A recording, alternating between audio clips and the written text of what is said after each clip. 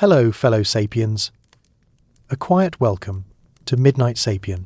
Whether you're drifting off under soft sheets, walking alone with a podcast in your ears, or just seeking a little peace after a long day, this space is for you. Because tonight, we're traveling back to Earth's earliest story, how life began, and how our world became alive. This is calm storytelling for ancient minds. This is the untold beginning of life, a time more than 4 billion years past, when the world boiled with heat and lightning, and in that chaos, a single breathless pause. But this isn't the moment you're expecting. Life didn't spark with purpose. It fermented slowly, in silence. Not from light, but from heat. Not in paradise, but in poison. And, if you're the kind of strange and curious human who finds beauty in old stones and slow science, consider tapping like and subscribe. It really helps this kind of storytelling reach more sleepy thinkers like you. By the way, where are you listening from right now? And what time is it there? If you feel like sharing, leave it in the comments. It's always a quiet reminder we're not so alone in this vastness. Also, feel free to fall asleep whenever you like. Timestamps are in the description if you want to find your way back later. Now, let's begin with a whisper that wasn't yet life, but almost.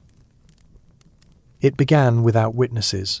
No breath, no eye, no name, just heat.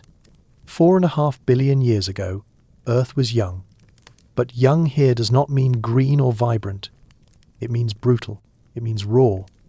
It means a planet still ringing with the echoes of its own violent birth. A sphere of rock torn from dust and fury. Every inch of its surface seethed beneath molten rivers and volcanic plumes. The air was not air. Not really. It was a choking blend of carbon dioxide, methane, sulfur, and ammonia. And above that swirling veil hung a sky of ash and starlight. Evening did not fall gently in those early days. There were no birds to mark its coming, no crickets, no breeze. Darkness swept over a glowing crust, only to be pierced again by lightning storms that raged without rain.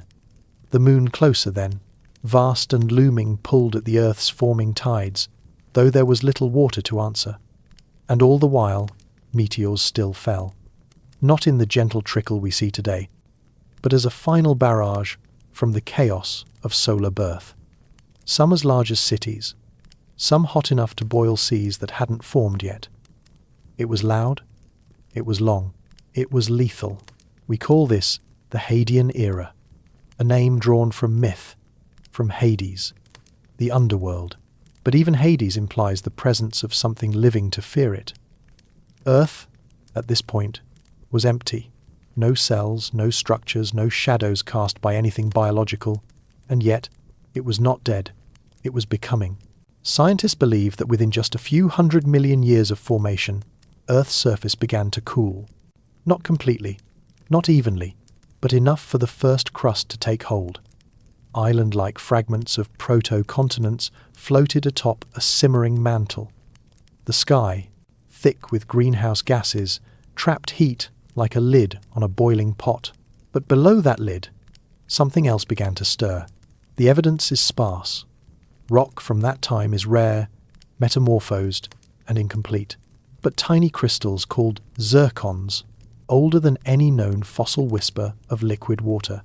They contain oxygen isotopes that suggest Earth had oceans more than 4 billion years ago. Not calm, not blue, but oceans nonetheless. Acidic, violent, and dark. Still, they marked a turning point, a boundary between the fire of creation and the chemistry of possibility. So the haunting question then is, what made this poisoned planet ready to host life at all? Was it a matter of temperature, of timing, of sheer statistical inevitability? Or was there something else, some delicate balance of chaos and calm that made this breathless Earth the only one in all we know to begin breathing? Because what we now call life did not erupt onto the scene. It crept. It built itself in silence. And in that silence, the first whispers of biology began to echo. Hidden, fragile, waiting. What allowed such a chaotic world to soften just enough for life to find a foothold? Perhaps the answer lies in the nature of Earth's earliest atmosphere. It was not simply toxic, it was dynamic. Lightning, ultraviolet radiation, and volcanic gases combined into a churning chemical laboratory. In these conditions, simple molecules could form complex ones. Experiments like the Miller-Urey simulation in the 1950s hinted at this possibility. With just methane, ammonia, water vapor, and electric sparks, amino acids, the building blocks of proteins began to appear in flasks meant to mimic the ancient sky. Yet it's important to remember how crude our models are. The real Archean sky was not static. It fluctuated wildly, shaped by volcanic outbursts, meteor impacts, and the cooling of the planet's crust. Even the presence of liquid water so fundamental to life was neither constant nor gentle. The first oceans likely boiled under thick clouds of steam, then cooled again in violent cycles. Rain would have fallen as acid. Storms may have lasted for centuries, reshaping entire coastlines before they even solidified. Wherever we find water, on modern Earth, we find life. From the icy crust of Antarctica's subglacial lakes to the scalding vents at the bottom of the sea, biology clings to water's polar structure. In the Archean world, that principle held. But water alone is not enough. It needed minerals, surfaces, energy gradients, and time. The ocean floor provided all of these. Hydrothermal vents formed where tectonic plates pulled apart spewed hot, mineral-rich fluids into cold seawater. At their boundaries formed towers of iron, sulfur, and carbonate. These were not merely geological features, they were engines of chemistry. They created gradients differences in temperature, pressure, and pH that could drive reactions forward, reactions that might have, eventually, created life. We cannot know for sure whether this is how it happened. The rocks are too old, the evidence too scattered, but many scientists believe it is one of our best clues. These underwater crucibles, where no sunlight reached, may have given rise to the first metabolic pathways. Not photosynthesis, but chemosynthesis, a way of living by eating the earth itself, a way of surviving in utter darkness. And above this dark world floated a sky still unrecognizable to us. There was no blue, no protective ozone layer. The sun was dimmer in those days, perhaps 30% fainter than today. And yet, the earth did not freeze. The greenhouse gases trapped heat efficiently enough to keep the oceans liquid. But this, too, was a delicate balance. If carbon dioxide levels dropped too low, ice could take over. If they rose too high, the oceans might boil again. Life emerged on the knife's edge between these outcomes. This is why we call it a breathless world. Not only because oxygen was absent, but because everything, every process, every potential hovered in tension. There was no stability yet, only drift, only flux. Only the quiet possibility that, somewhere in the heat and the wet and the dark, something unexpected might begin, something that remembered, something that stayed. To call this world alien is tempting, but perhaps misleading. It was not another planet. It was ours. It held the same mass, the same magnetic field, the same position in the solar system. And yet, in every meaningful way, it was a stranger. The crust beneath our feet had only just begun to form. Not the familiar continents of today, but unstable plates of newborn rock. Thin, vulnerable. They cracked and folded easily under the weight of internal heat. Some may have sunk again into the mantle, erasing all trace of themselves. Others survived. Tiny slivers of ancient crust, called cratons, still exist in the hearts of continents today. They are Earth's oldest witnesses. Above them, the sky raged on. There were no clouds as we know them, no blue, no birds. Instead, the atmosphere was dense and yellowish, filled with volcanic haze. Methane likely gave the sky a greenish cast, while sulfur compounds turned the rain into a weak acid. And this acid, falling constantly on rock, carved minerals into rivers, into lakes, into chemical soup. These were not idyllic pools. They were harsh, shifting, and deeply unstable. but they were full of potential.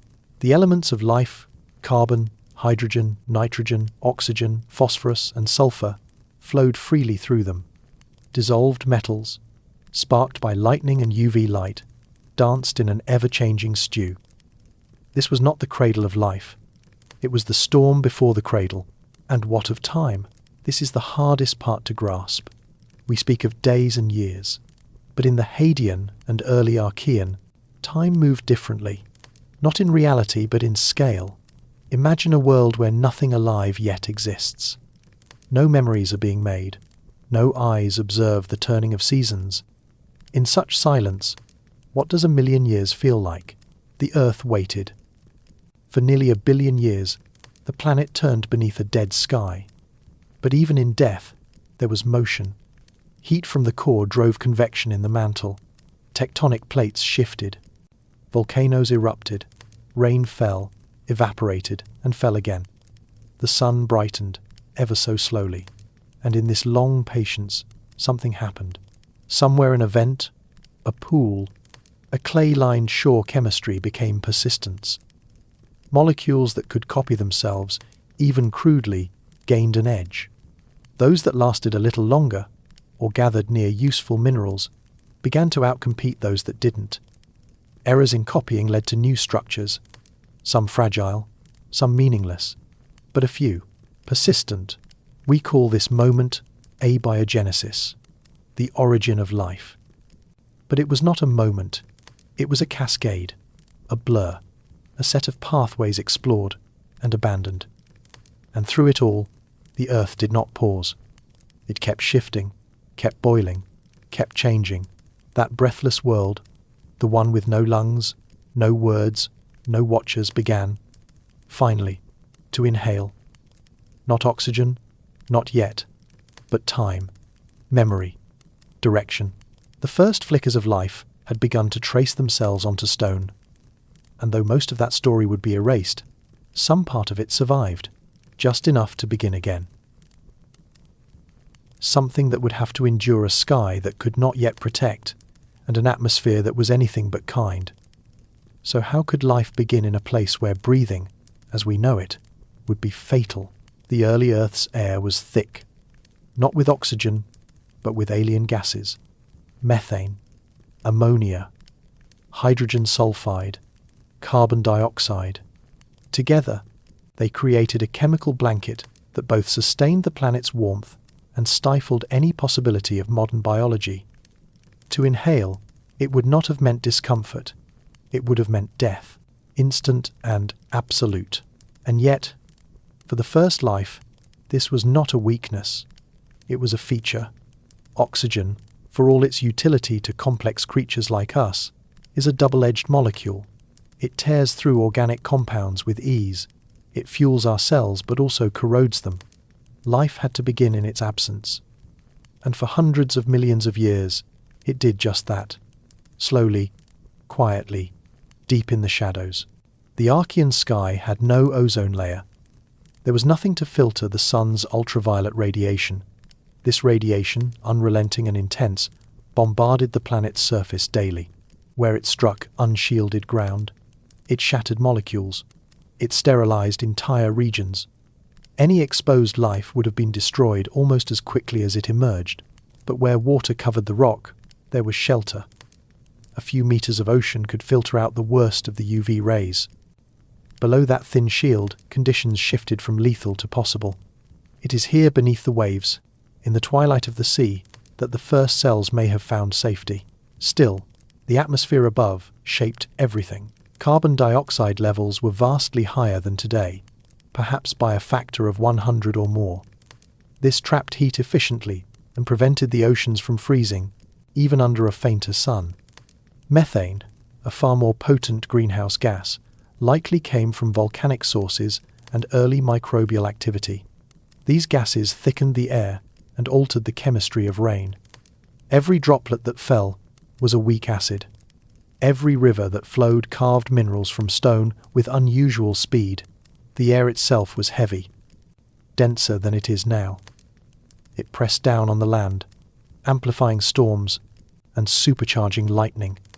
and that lightning striking again and again into a world of vapor and vaporized rock created the sparks needed to drive chemistry forward. From these violent flashes came nitrates.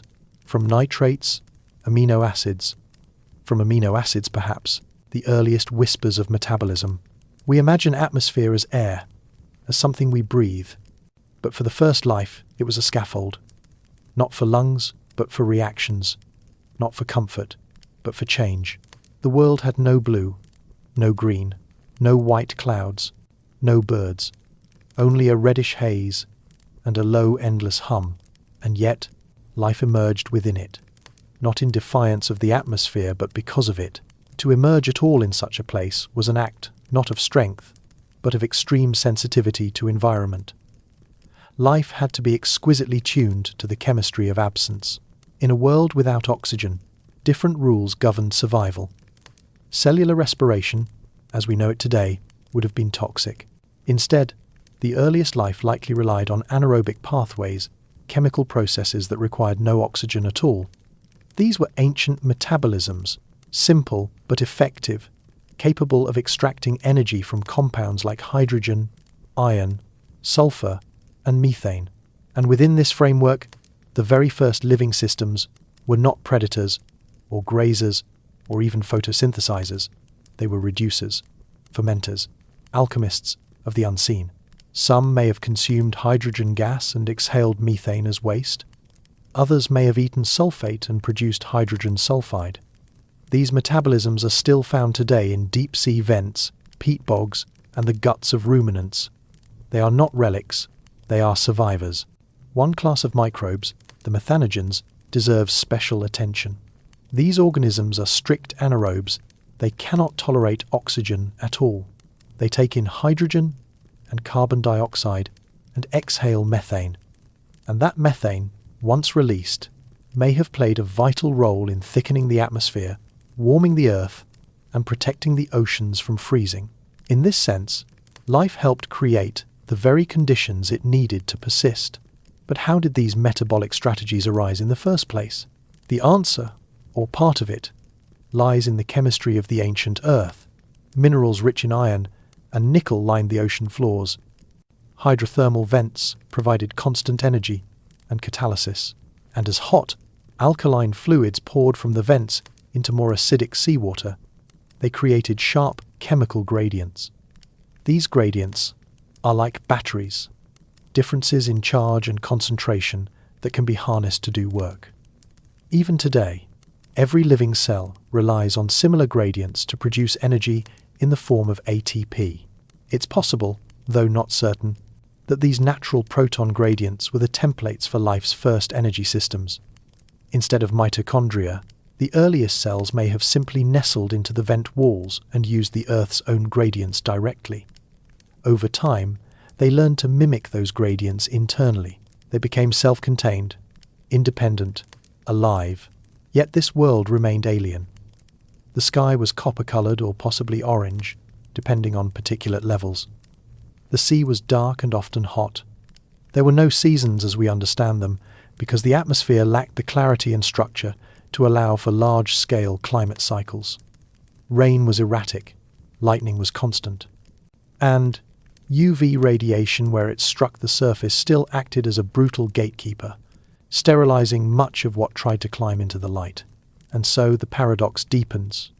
In a world so seemingly hostile to breath, the first forms of life not only survived, they may have flourished, not despite the absence of oxygen, but precisely because it was never there. Not yet. Not for a very long time. There is a quiet irony in all of this. We often think of oxygen as the giver of life, but in Earth's earliest days it would have been more poison than gift. Cells, if exposed to it, would have ruptured. Their delicate membranes, unshielded and unequipped, would have been torn apart by reactive oxygen species. To survive meant to avoid it completely, or rather, to exist in a world where it had never yet been born. In that silence, Earth's atmosphere was doing more than simply lacking something. It was actively shaping the possibilities of biology. The very absence of oxygen forced life to evolve in directions we now struggle to imagine. Directions that did not rely on combustion, or lungs, or ozone, but on sulfur, on iron, on molecular pathways older than the planet's continents. And so, life explored the possibilities of what could be done without breath. Imagine the first ecosystem. Not a forest or a reef, but a network of microbes clinging to rock near a vent. Some extracted energy from hydrogen, others broke apart carbon dioxide. Waste products from one became nutrients for another. These communities formed tangled chains of metabolic exchange, an ancient invisible web of survival and resilience. Modern analogues exist, though they are rare. In the anoxic basins of the Black Sea, in deep aquifers, in hydrothermal vent fields that still erupt beneath today's oceans. These places are windows into a time before the sky turned blue, a time when every atom of oxygen was bound tightly in rock or water, locked away from the surface. But even in that locked state, change was brewing. Volcanoes belched out more gases with every eruption. Comets may have brought additional water and organic molecules. The Earth's crust continued to evolve, folding and rising and falling in slow, endless motion. And somewhere, somehow, new kinds of cells began to emerge. Still anaerobic, still simple, but increasingly diverse and adaptive. These organisms spread far beyond their point of origin, carried by currents, lifted by wind-blown droplets, baked into mineral crusts that later dissolved. Over millions of years, they adapted to the shifting niches of a planet still sculpting itself. And with every replication, with every error and correction in their molecular code, they edged closer to complexity. And then, photosynthesis. Not oxygenic photosynthesis. Not yet. But a different kind, one that used light, but not water. Certain bacteria learned to capture solar energy using sulfur or hydrogen. They released no oxygen. But they set the stage. They opened the door to sunlight. They began to interact, in primitive ways, with the surface. These early phototrophs may have lived in shallow mats, forming colonies near shorelines or suspended in the upper ocean. This, finally, was the slow creep toward oxygen, not a revolution but a murmur, not a breath, but the preparation for one. Earth's atmosphere, still heavy with methane and carbon dioxide, was not yet ready to change. But deep within its haze, life had already rewritten the rules. It had made survival possible in a world utterly hostile to breath. And in doing so, it was quietly, slowly preparing the greatest transformation in the planet's history, one molecule at a time. The planet was changing. But not all of life's miracles happened in the open sea or under starlight. Some began in darkness, under crushing pressure, hidden far beneath the waves. So what kind of place could protect life's first chemistry while also giving it the spark it needed to begin? To answer that, we must descend. Down past the blue, through the green, into the black, to the bottom of the ancient sea, where sunlight never reached, and warmth came not from the sun above, but from the earth below. Here, in the cracks of the ocean crust, something astonishing happens. Seawater seeps down through porous rock, is heated by underlying magma, and is then forced back out through towering vents. These chimneys, called hydrothermal vents, rise like cathedrals in the darkness. Some release superheated, mineral-rich fluids in plumes of black smoke. Others, quieter but no less important, exhale alkaline water at gentler temperatures. They are not rare. Even today, they line the deep ridges of the ocean floor. But in the Archean, when Earth's crust was younger and thinner, they may have been everywhere, like unseen veins pulsing with potential. Black smokers, named for the way they belch dark clouds of iron and sulfur, are hot, acidic, and violent. They can reach temperatures of over 300 degrees Celsius. Around them, life has flourished in the modern ocean, not by photosynthesis, but by chemosynthesis. Bacteria use the energy in sulfur compounds to build organic molecules. They form the base of entire ecosystems. Tube worms, blind shrimp, heat-tolerant crabs, all living without light. But perhaps even more relevant to life's origin are the alkaline hydrothermal vents. These are cooler, less acidic, and form vast labyrinths of porous rock. Their surfaces are rich in minerals like olivine and serpentine, As the seawater filters through these minerals, it creates a natural electrochemical gradient, a difference in pH and charge between the fluid inside the vent and the surrounding ocean. That gradient is key. All modern life relies on gradients like this. Our cells pump protons across membranes to build energy. Every breath you take, every thought you think, depends on those tiny flows of charge. The alkaline vent hypothesis suggests that early life didn't invent this mechanism, it inherited it. Nature already built the battery. Life just learned how to plug in. The vent's microscopic pores may have acted like primitive cell walls. They trapped molecules, held them close, allowed them to interact. With time and repetition, these chemical dances could become cycles. And cycles, given enough variation and stability, can become metabolism. We cannot know with certainty that life began here. The evidence, as always, is limited, but the ingredients are all present: warmth, minerals, protection, gradients, catalysts. It is a setting both alien and intimate, a place of pressure and potential, a crucible in the deep. Even now, the ocean floor whispers of origins. The chemistry unfolding in these vent systems is not random.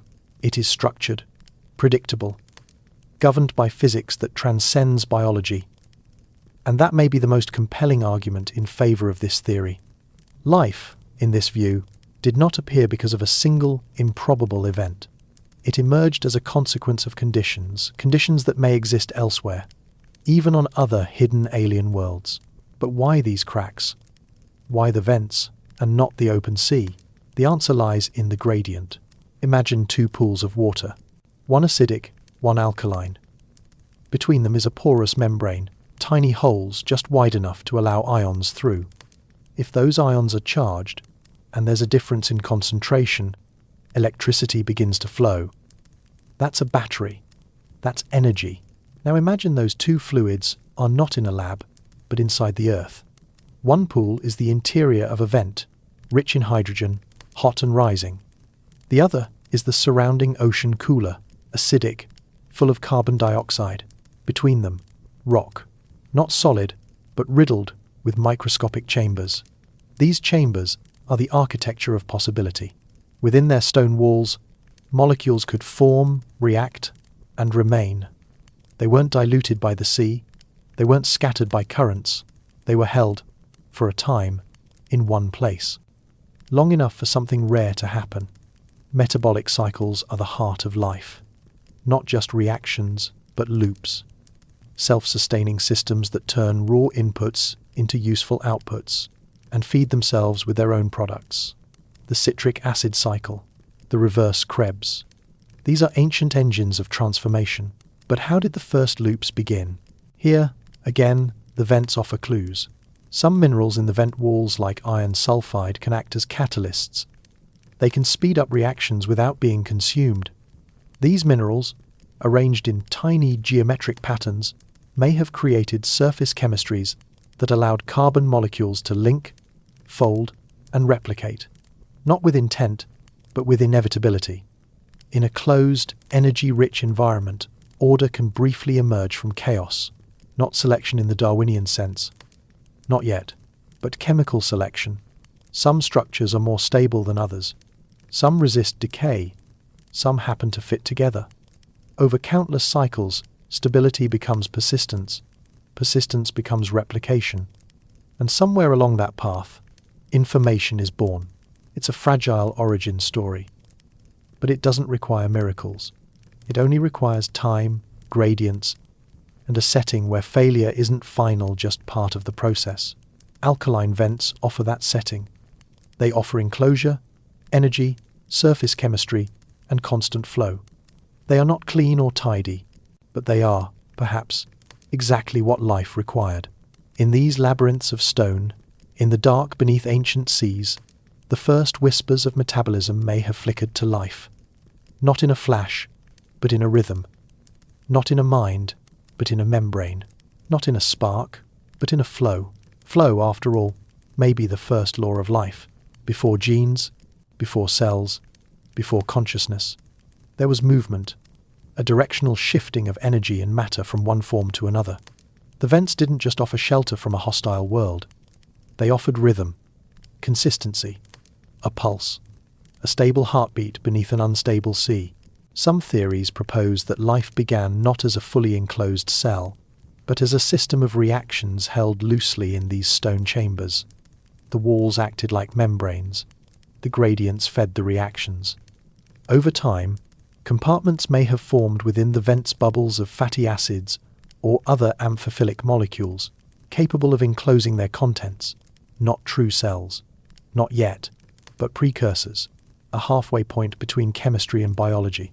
Eventually, one of these compartments may have floated free, set adrift in the open ocean. It would have faced a brutal world. Ultraviolet radiation, shifting pH, scarce energy. But if it retained the ability to harness a gradient, perhaps even one of its own making, it could persist. And if it could persist, it could evolve and adapt to entirely new environments. This, then, is one of the great hypotheses of life's beginning. That metabolism came first. That before replication, before genetic inheritance, there were cycles, loops of energy, proto-pathways carved by heat and mineral and flow.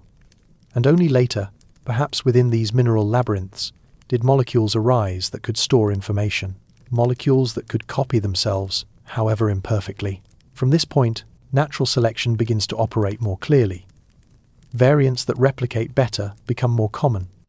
Molecules that stabilize compartments or accelerate reactions begin to dominate. Step by step, chemical systems cross the threshold into biological ones. What began in stone becomes independent. What began in cracks begins to spread. But even as this transition occurred, the vents did not vanish. They remained, and they remained still.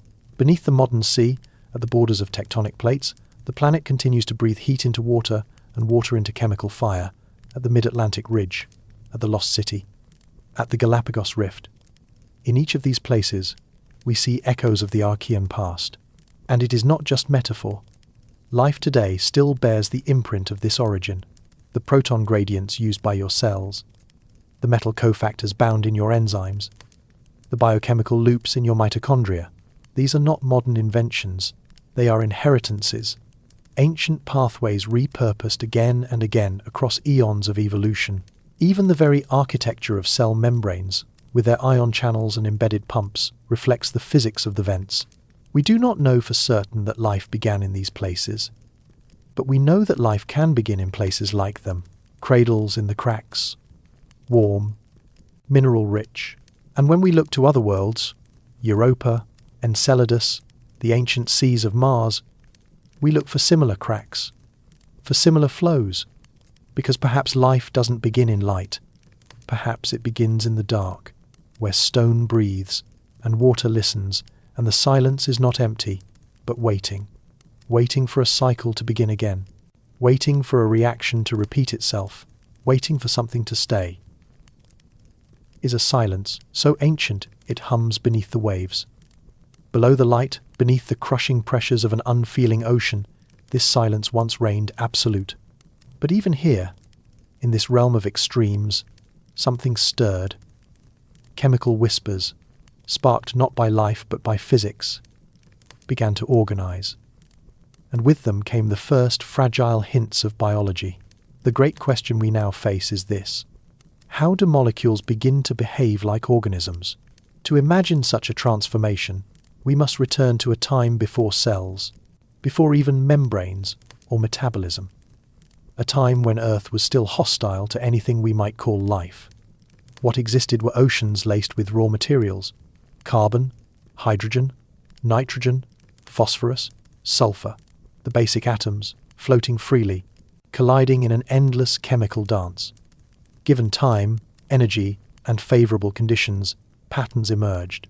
One candidate for the first self-replicator is ribonucleic acid, RNA, a molecule capable of holding information like DNA, yet also performing chemical tasks like proteins. It is a strange hybrid, and in that strangeness lies its potential. Scientists have long entertained the idea of an RNA world, a period in Earth's early history when RNA molecules might have been the first to copy themselves, not with intention, of course, but through random folding, binding, and accidental survival. In laboratory conditions, researchers have observed that certain RNA strands can catalyze their own replication. This suggests that, under the right circumstances, a simple RNA loop might have formed in the wild. It might have encountered a loose chain of nucleotides. It might have copied itself imperfectly, and some copies, just by chance, might have lasted longer than others. From this basic game of molecular survival, evolution could begin. But RNA is not the only contender. Other hypotheses offer radically different visions of life's first stirrings. The lipid world model suggests that fatty acids, which naturally form membranes in water, might have played the leading role. These simple bubbles could trap useful molecules inside. They could grow, split, and even compete for resources. They lacked the informational complexity of RNA, but they had structure. They had boundaries. Then there are metabolism-first theories. These propose that life began not with molecules carrying instructions, but with networks of reactions. In places like alkaline hydrothermal vents, chemical gradients could drive cycles of energy transformation. These cycles might stabilize, persist, and eventually give rise to informational molecules later on. In this view, metabolism is the foundation, and genetic code comes later. Each theory solves one piece of the puzzle while leaving others unanswered. RNA explains heredity, but not membranes. Lipids explain compartmentalization, but not replication. Metabolic models explain energy flow, but not the storage of information. It is likely, though we cannot be sure, that all three systems interacted. Perhaps the first replicators formed inside fatty bubbles near mineral-rich vents, powered by gradients born in the crust. What matters most is not which molecule came first. It is that, somehow, somewhere, the line between chemistry and biology began to blur. Molecules once governed only by chance began to behave as if persistence mattered, not yet alive, but inching, molecule by molecule, toward the possibility of life. Replicators, by their nature, cannot remain idle. Once formed, they face a simple binary: persist or perish. This alone would not mark the beginning of life, but it would mark something remarkable. A chemistry no longer passive, but reactive, selective, and shaped by consequence. Early replicators were unlikely to be precise. They copied themselves imperfectly, introducing variation with every cycle. Errors, far from being a flaw, became the crucible of possibility. Some variants broke apart, others folded uselessly or stuck to surfaces, but a few just enough proved stable and abundant. Chemistry had discovered a crude form of evolution. Here, the RNA world hypothesis offers a compelling bridge. RNA, or ribonucleic acid, is a curious molecule. It can encode information like DNA, but unlike DNA, it can also fold into shapes that catalyze chemical reactions. In other words, RNA can serve as both script and actor. No other molecule we know does this so elegantly. If RNA did arise in these ancient conditions, it might have stumbled into a recursive loop. One strand forms, it attracts complementary nucleotides. A copy forms. The copy curls and folds. It helps make more copies. Slowly, the landscape becomes populated with sequences, some useless, some parasitic, a few surprisingly efficient. Of course, this idea rests on many ifs. Could the building blocks of RNA nucleotides really form under early Earth conditions? Some experiments suggest yes, given the right mix of volcanic gases, ultraviolet light, and mineral surfaces. Others remain skeptical. The full sequence of events remains hidden in the haze of time. Alternative theories push back against the RNA first view. Some propose a metabolism-first origin, where networks of simple chemical reactions self-organized before any information-carrying molecule existed. In this scenario, life begins not with a replicator, but with a flow, an energy gradient channeled through chemical loops. These loops gradually stabilized and complexified, eventually giving rise to replication as a latecomer. Still others propose a lipid world, in which fatty acid molecules spontaneously formed vesicles, primitive bubbles, that could enclose and concentrate molecules. These membranes could grow, divide, and even compete, long before RNA or DNA played a role. Within such bubbles, chemistry had a chance to linger, to mix, to surprise itself. Each of these models carries strengths and gaps. None have achieved full consensus. What binds them is a common idea that life is not a miracle event, but a series of thresholds crossed, a dance of chance and chemistry. The moment a system could maintain its own structure and pass it on, it began to drift from the inanimate into something else, not yet life, but not lifeless either. In this ambiguous middle ground, Earth may have seen its first ecosystem of molecules, an invisible world of replicators, reactors, and rudimentary containers. They competed for energy, for resources, for replication speed. They mutated, they failed, but some, just a few, persisted long enough to shape what would come next. So far, we've touched on RNA, lipids, and basic metabolic chains, but all of them are missing something. None of them, alone, can yet explain how life became a persistent pattern rather than a chemical accident. It's here the idea of autocatalytic sets enters the conversation. Picture a group of molecules that help create each other. No single one has all the instructions, but together they sustain the process. Much like a society where no one person builds a city, yet a city rises because of their combined actions. Autocatalysis doesn't demand precision like DNA. It doesn't ask for error checking. It merely requires that the products of one reaction become the ingredients of the next. If the loop can feed itself, even imperfectly, then suddenly we have something worth calling pre-life, not a molecule, but a process. This perspective shifts the question. Life may not have begun with a molecule at all. It may have begun with a cycle. Some scientists imagine this cycle unfolding in a tide pool, heated by sunlight and splashed by waves. Others picture deep-sea vents with rich chemical gradients, or even freezing ice crusts where concentration becomes easier in tiny fractures. In all these models, chance still plays a role, but so does the landscape. It's not just chemistry, it's context. These early networks, whatever they looked like, were fragile. A few extra degrees of heat, or the wrong mineral surface, and everything breaks apart. But when they worked, they may have persisted long enough to grow more complex. Feedback loops stabilized. Redundancy crept in. Molecules started storing information, then passing it on. Not perfectly, but just well enough. And once one system could make copies of itself faster than it degraded, the race began. Evolution didn't need a spark. It only needed a crack in the rules. Which brings us to an unsettling truth. The origin of life might not be rare. It might be what happens when the universe is left alone with the right ingredients and enough time. Not a miracle, a tendency. But this view remains controversial. No lab has yet created life from scratch. No single hypothesis explains it all. RNA has its flaws. Lipid bubbles are easily destroyed. Metabolic cycles stall in the wrong conditions. Every model feels like a clue to a puzzle we can't yet see in full. Still, the pieces keep accumulating. New simulations show RNA strands forming spontaneously in warm pools. Ice may protect fragile compounds better than heat. Meteorites bring amino acids. Lab tools grow more precise. Slowly, the fog is lifting. We may never pinpoint the moment life began, but we can inch closer. Every model, every experiment, every failed hypothesis teaches us something deeper.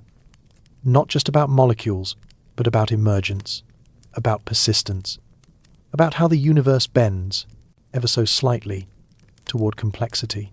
And perhaps, with enough patience, we'll see the first spark, not as magic, but as memory. A chemical story that, once started, never quite stopped. A whisper in the molecules, still echoing, even now. Some of the earliest molecules on Earth did not seek stability. They flirted with chaos. They assembled themselves into long, delicate chains, laced together by chance, and torn apart just as easily. These were polymers, and among them, a rare few might one day hold the secrets of life.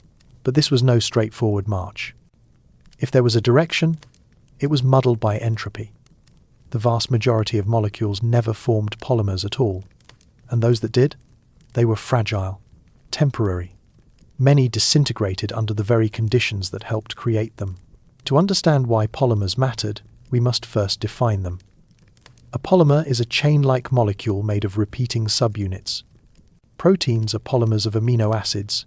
DNA and RNA are polymers of nucleotides.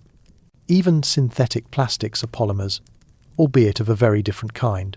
In our story, the polymers of interest are the ones with the potential to encode, transmit, or copy information. And that means we're looking at molecules like RNA. The challenge, though, is steep. Nucleotides, the building blocks of RNA, don't easily snap together on their own. It takes energy. It takes specific environmental conditions. And, crucially, it takes a way to protect the chain once it's formed. Otherwise, water will break the bonds as quickly as they form. Some theories propose that early Earth provided the right mix of ingredients in special locations.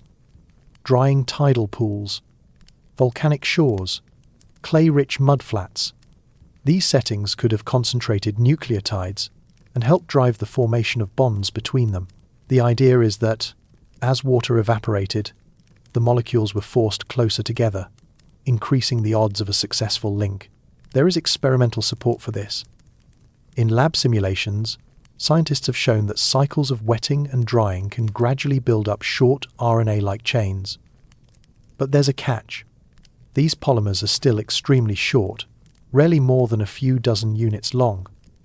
Long enough to be interesting, not long enough to be useful.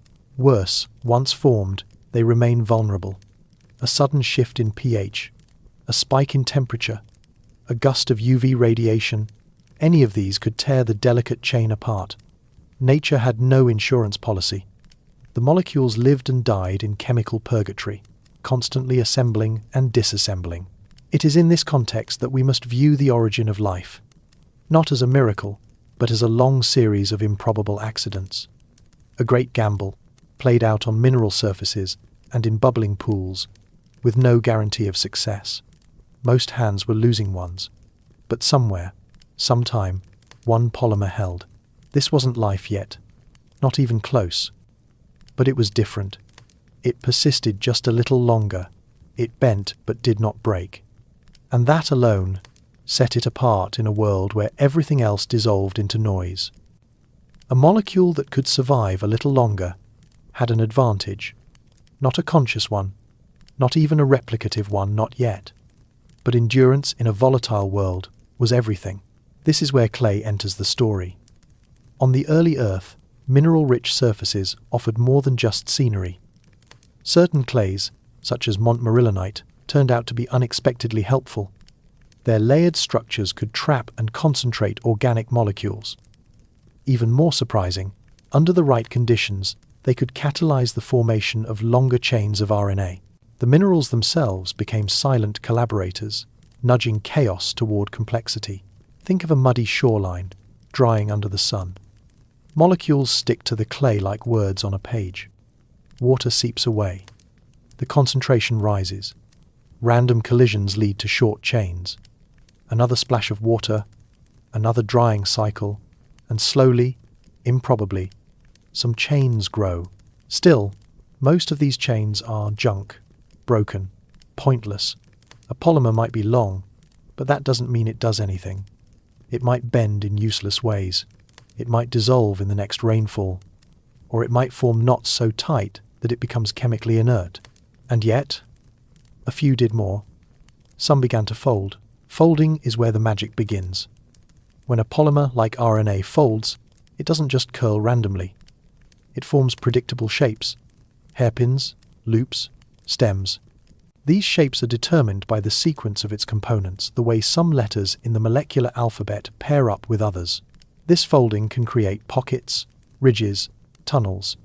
In effect, the molecule develops structure. Some folded RNAs began acting like crude enzymes. They were called ribozymes.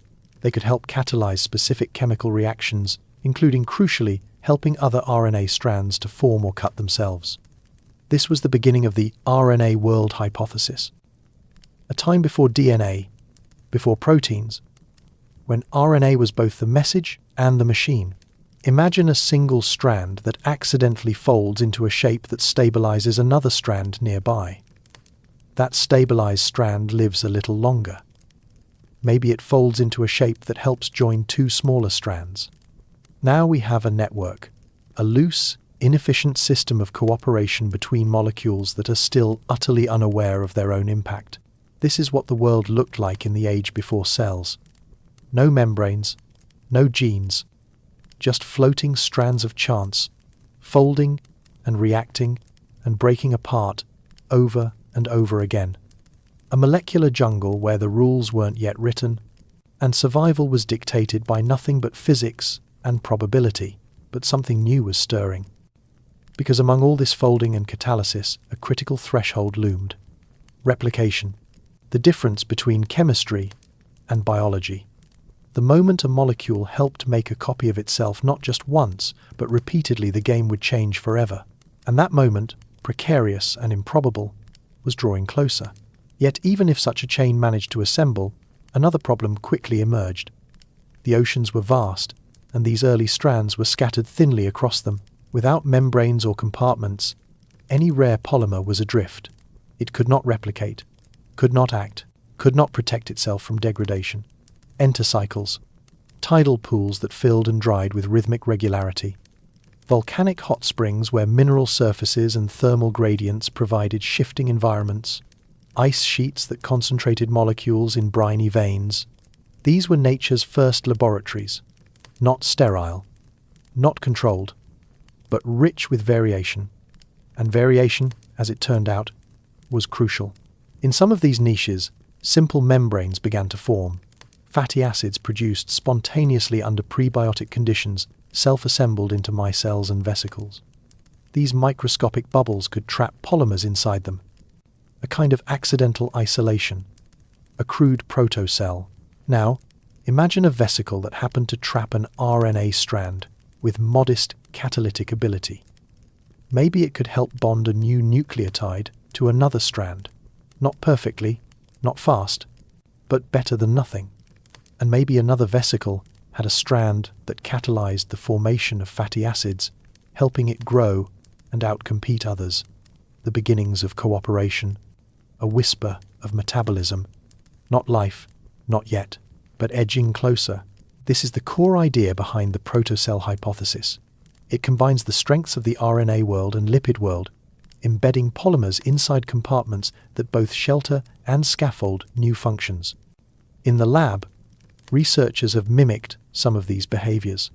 Protocells that grow, that divide, that pass on strands from one generation to the next. Imperfectly, but measurably. Still, even these promising models face criticism. One problem lies in fidelity. RNA strands formed without enzymes tend to be riddled with errors. Error rates above a certain threshold make accurate replication impossible. This is called the error catastrophe, and it may have doomed many early systems. Only when error rates dropped below that threshold could information accumulate, could evolution begin. Another issue is complexity. Even the simplest RNA enzymes made in labs are far more sophisticated than anything we believe could arise spontaneously. The bridge between random chemistry and functional polymers remains murky. Some suggest intermediate steps, simpler genetic systems made of alternative backbones or bases. These hypothetical systems, now lost to history, might have served as scaffolds before RNA took over.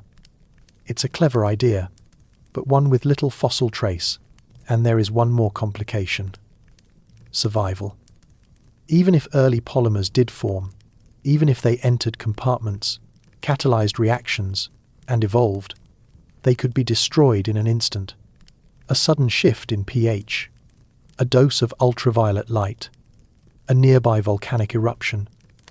The early Earth was not gentle. The persistence of fragile chains, even for hours, was miraculous. For days, a revelation. For years, the spark of a lineage. What we call life may be the grand prize of 1,000,000 failed attempts.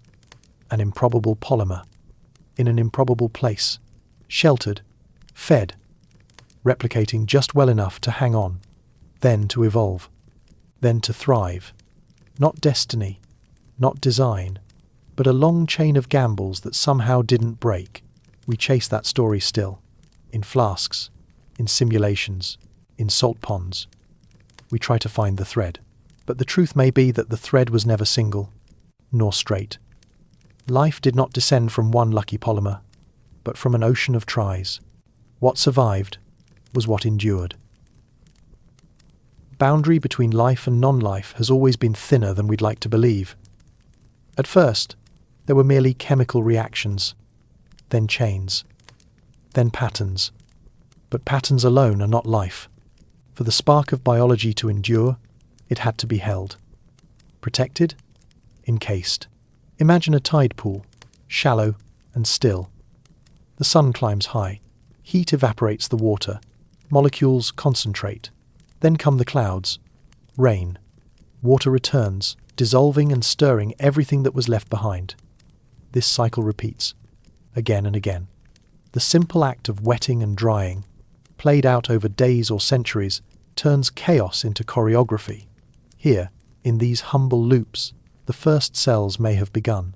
But what is a cell without its skin? Before there were membranes, there were messes. Chains of RNA formed, scattered, and drifted apart with each tide. They had no home, no continuity. For a system to persist, it needed enclosure. It needed a border. Enter the fatty acids. On the early Earth, under the influence of lightning, ultraviolet radiation, and volcanic heat, simple organic molecules spontaneously formed. Among these were the building blocks of lipids. Fatty acids are peculiar things, each with a water-loving head and a water-fearing tail. In the right conditions, they do something remarkable. They self-assemble, they curl into spheres, hollow bubbles, vesicles. These aren't full membranes yet, not with proteins or transport channels or the tight regulation of modern life, but they are something new. A shell, a fragile cocoon, and that changes everything, because now the chaos outside and the order inside are no longer the same. A primitive vesicle forming around a lucky strand of RNA is not alive, but it is closer to life than anything before it. The bubble protects the strand from harsh chemicals, from UV, from decay. It also traps catalysts. Reactions happen more frequently inside than out. Chemistry begins to localize, to specialize. Not every vesicle survived.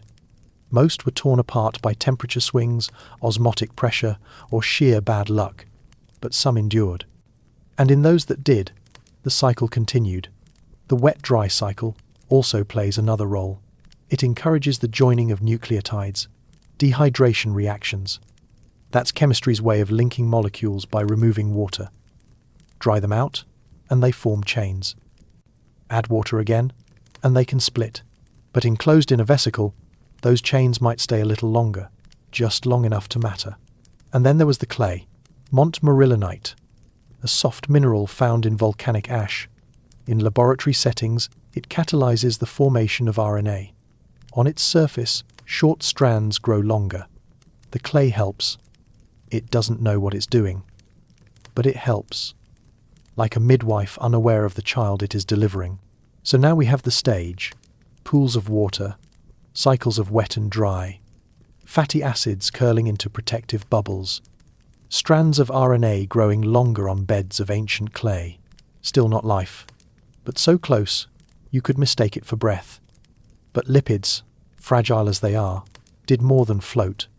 Under the right conditions, they assembled, not with purpose, not with plan, but with chemical inevitability.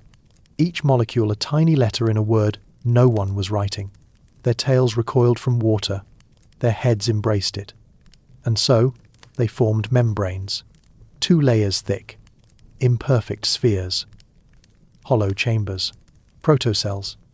It might seem small, a bubble, a smear, a shimmer in a puddle, but this was the first shelter, before bone, before shell, before skin. A place where the inside could be different from the outside. Chemistry contained. But how did this happen? And more importantly, why did it matter? Picture a clay pool at the edge of a volcanic island. Tides roll in, carrying fatty acids, metals, nucleotides. Then they roll out. The sun bakes the shore. Molecules concentrate, dry, and crack. Then the tide returns. Over and over, a rhythm. Wet, dry, wet, dry. It is a kind of heartbeat, a slow geologic pulse. And within that rhythm, chains lengthen, RNA strands form. Some break apart again, others fold, others still become trapped. Now introduce lipid molecules. As the tide recedes, they too are left behind, like scattered beads. But in the return of moisture, they shift, they surround, they wrap. Some of these vesicles, by chance, enclose an RNA strand. This is where things begin to change. Because the moment something is inside, the rules shift. Inside the membrane, molecules are protected from dilution. They interact more frequently. Concentrations rise. Catalysis becomes more likely. A loop begins. One where inside fosters reaction, where reaction shapes outcome, where outcome influences survival, a fragile feedback loop, a whisper of function. And this is the most important truth. The membrane doesn't need to do anything. It's simply island. It exists, and by existing, it changes the playing field. Before membranes, chemistry was everywhere at once. But now reactions are bound together. They can persist, they can build. This doesn't mean life appears overnight. These were not cells as we know them. They had no proteins, no organelles, no real machinery, just walls and luck. But that luck was all that was needed. In laboratory simulations, we can see it. Scientists have dripped fatty acids into warm pools and watched vesicles form. They've added RNA, watched it become trapped. They've dried the mixture, re-wetted it, and observed growth, budding, even fusion between vesicles. It is not life, but it island. Close. The magic lies not in perfection, but in accumulation. A membrane that survives a few more cycles, an RNA strand that folds just right, a vesicle that happens to trap both. Over time, this system selects for stability, for endurance, and perhaps for beginnings. What we are seeing is a system on the verge of something else, a state that hovers between mere chemistry and something recognizably alive. It has compartments, it has complexity, and above all, it has a kind of persistence. In these tiny bubbles of fatty acid, the Earth was learning to hold on. The border between chemistry and life was blurring. If a strand of RNA found itself cocooned inside a fatty bubble, and that bubble happened to divide before falling apart, evolution had a foothold. Not a firm one, but a foothold nonetheless. The protocell was not alive. Not yet. It didn't breathe, or sense, or respond. It simply trapped a sliver of molecular chance inside a greasy bag. But that bag now floated differently. Shielded. Sheltered. No longer exposed to the chaos of the world beyond. For the first time, chemistry wasn't just occurring. It was contained. Fatty acid membranes had a curious property. Left alone in water, they assembled spontaneously into spheres vesicles. These weren't held together by strong covalent bonds, but by weaker, more ephemeral forces. Van der Waals attractions, hydrogen bonds, the same kinds of interactions that hold skin to skin or salt in seawater. Reversible, fragile, but dynamic. Inside such a vesicle, the concentration of molecules could rise. That mattered. Reactions depend on proximity, and life depends on reaction. Outside, the ocean was vast and diluted. But inside the vesicle, a microreactor, a concentrated crucible. Even more miraculous was how these bubbles divided. Not with any machinery or programming, just physics. A vesicle exposed to certain salts or temperature gradients could grow larger, then shear apart into two daughter vesicles. This division was imprecise and uncontrolled, but every so often, it captured the contents inside. Replication without replication. On certain volcanic beaches, something even stranger occurred. There, layers of clay sediment would dry under the sun, trapping organic material in their lattice.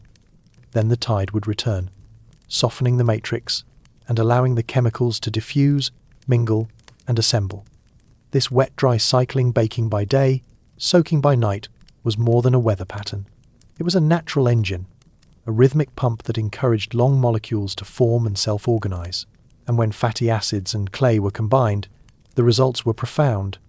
The clay surface acted as a scaffold, orienting the lipids into proto-membranes.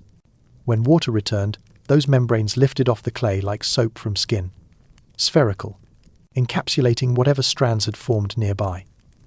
Not always RNA, not always meaningful, but sometimes enough. In lab simulations, scientists have recreated these steps. Vesicles form around random RNA. Some grow, some split. A few can even capture ribozymes' RNA molecules that catalyze chemical reactions. A ribozyme inside a vesicle that helps replicate other RNA. That's not just chemistry. That's bootstrapped inheritance. Now selection can act, not on the bubble itself, but on the reactions within. If one vesicle contains RNA that enhances replication, or stabilizes the membrane, that vesicle might last longer, outcompete its neighbors, leave more descendants. Chemistry becomes information, and information, once preserved and copied, becomes the spark of biology. This wasn't the birth of life, but it was the ignition chamber, the warm-up act before the curtain rose. 1,000 failed cycles for every success. Yet, across millennia, on rocky coasts and in volcanic puddles, bubbles formed, popped, reformed, and occasionally retained just enough structure to matter. The world would never be the same. The first bubbles of biology had barely taken form when the earth beneath them began to change. It wasn't abrupt. Nothing in this chapter of Earth's story moved quickly, but in the deep measure of geological time, the surface stirred. The molten heat of the Hadean had started to calm. Slowly, almost imperceptibly, the relentless inferno that once raged across the planet gave way to something slightly more structured. Beneath the ancient oceans, a crust thickened. There was no sudden cracking of plates or the swift collisions that shape modern continents. Instead, the mantle churned with sluggish purpose, generating isolated patches of buoyant rock. These patches were different. Rich in lighter elements and less prone to subduction, they resisted recycling. Over time, they grew in size and complexity, coalescing into the first proto-continents. These early landforms were small, scattered, and unstable. Islands really forged from tonalite, trondhjemite, and granodorite minerals unfamiliar to most, but critical in making land float on magma. They weren't continents, in the sense we understand today, but they were the seeds. And from these seeds, the Earth's surface would eventually bloom. Volcanism remained a dominant force. The world seethed with eruptions. Underwater ridges spat basalt. Superheated vents hissed metal-rich steam into the sea. Every new eruption reworked the skin of the planet. But these cycles of creation and destruction were essential. They kept the crust dynamic. They brought nutrients from below. They stirred the chemistry of the oceans, ensuring that life, still fragile and rare, had no shortage of materials to work with. Tectonics, in its earliest form, began here. Convection currents in the mantle pushed and pulled at the protoplates. Some fragments collided and welded together. Others sank back into the mantle, only to be reborn. It was a brutal and elegant process, and it laid the foundation for all future continental movement. Atmosphere and geology danced together. Volcanic outgassing released vast amounts of carbon dioxide, methane, and water vapor. These gases trapped heat, creating a greenhouse effect potent enough to compensate for a young sun that was dimmer than today's. Without these emissions, the planet might have frozen over before life had a chance to take hold. But instead, the Archean was warm. Not uniformly so, and not without extremes, but warm enough to keep the oceans liquid and the chemistry of life alive. In this ancient crucible, feedback loops formed. Erosion of the proto-continents fed minerals into the sea. These minerals helped build more robust membranes, more complex molecules, more interactions. Volcanic ash darkened the skies, but also seeded the oceans with metals. Every process, destructive or creative, became a tool. The Earth was not merely a stage for life, it was a partner, sometimes violent, often indifferent, but always moving. This was the slow birth of structure, not only in molecules or membranes, but in the very fabric of the world that held them. The rocks that rose from the sea carried more than mass. They began to shape climate, circulation, and chemistry. These fledgling protocontinents, as scattered and unstable as they were, introduced a new kind of interaction: land meeting ocean, solid meeting liquid. For the first time in Earth's history, there were shorelines, and where shoreline meets sea, life finds a foothold. These interfaces were chaotic. Tides, influenced by a much closer moon, crashed with brutal force. The heat from Earth's interior still pushed steam through vents and cracks, while ultraviolet radiation continued to hammer the surface with no protective ozone layer in place. Yet these were precisely the conditions that encouraged reaction. Pools formed in volcanic basins. Rain fell on fresh rock, leaching minerals into puddles that evaporated and refilled with the rhythm of weather. The land was not kind, but it was catalytic. Clays, rich in silicate structures, may have lined the early beaches and thermal fields. These clays provided not only structure, but also surface energy. They helped concentrate organic molecules, coaxing them into longer chains. This union of earth and molecule became central. It wasn't just about water anymore, it was about place. Geography had started to matter. With time, these proto-continents grew. Not smoothly, but through fits and starts. When they collided, mountains formed not as tall as today's ranges, but meaningful all the same. When they fragmented, new basins were born. And always, the interior boiled, driving the motion of plates in slow pulses that would have been imperceptible to any observer if one had existed. Magnetism also entered the scene. As Earth's core differentiated and began to spin more cohesively, a magnetic field flickered into existence. Weak at first, then stronger. This shield, though rudimentary in the Archean, began to deflect charged solar particles. It didn't stop ultraviolet light that would come later with oxygen, but it softened the cosmic blows. It bought time, and time was everything. Meanwhile, the crust itself became more complex. Volcanic rock recycled into new forms. Sedimentary layers began to appear, signaling the start of weathering and erosion on a meaningful scale. These processes shaped not only the landscape, but the chemical pathways available to life. Silica, iron, sulfur, and other elements cycled through the atmosphere, oceans, and newly solid land. The result was a planet that, though still young, had begun to remember its actions. Memory, in geology, is stored in layers. Some rocks from this era remain today, tiny fragments, slivers of greenstone belts and gneissic cores, like those found in Canada's Acasta gneiss or the Pilbara region in Australia. These are not mere curiosities, they are time capsules. They show us a world caught between fire and formation, between chaos and continuity. Each tells the same story in its own mineral language. Earth was learning how to build. And still, the Earth shifted. New proto-continents formed, shattered, and reformed in an endless ballet of destruction and rebirth. Island arcs, forged in fire, merged into larger landmasses. These early crustal fragments were not yet stable in the way modern continents are. They were smaller, more fragile, and more susceptible to being swallowed by the mantle below. But slowly, the crust thickened. Time and pressure allowed it to mature. As heat escaped into space and the interior cooled, the relentless pace of tectonic movement began to slow. The Earth grew quieter, if only slightly. Above this seething geology, the atmosphere changed. Volcanic gases had once filled the skies with carbon dioxide, methane, and ammonia. Now, water vapor condensed more frequently into clouds. Rain fell in sheets upon the ragged continents, carving paths through the primal rock. Rivers were born. Oceans deepened. In some places, erosion beat back the volcanic uplift. In others, new mountains grew overnight. Lightning lit the sky, not as a rare event, but as a daily fury. The surface world remained wild, but the outlines of stability began to emerge. Underneath the oceans, hydrothermal vents continued their quiet work. These black smokers and alkaline seeps provided more than heat, they offered sanctuary. Chemical gradients here were steep, offering cells and their precursors abundant energy opportunities.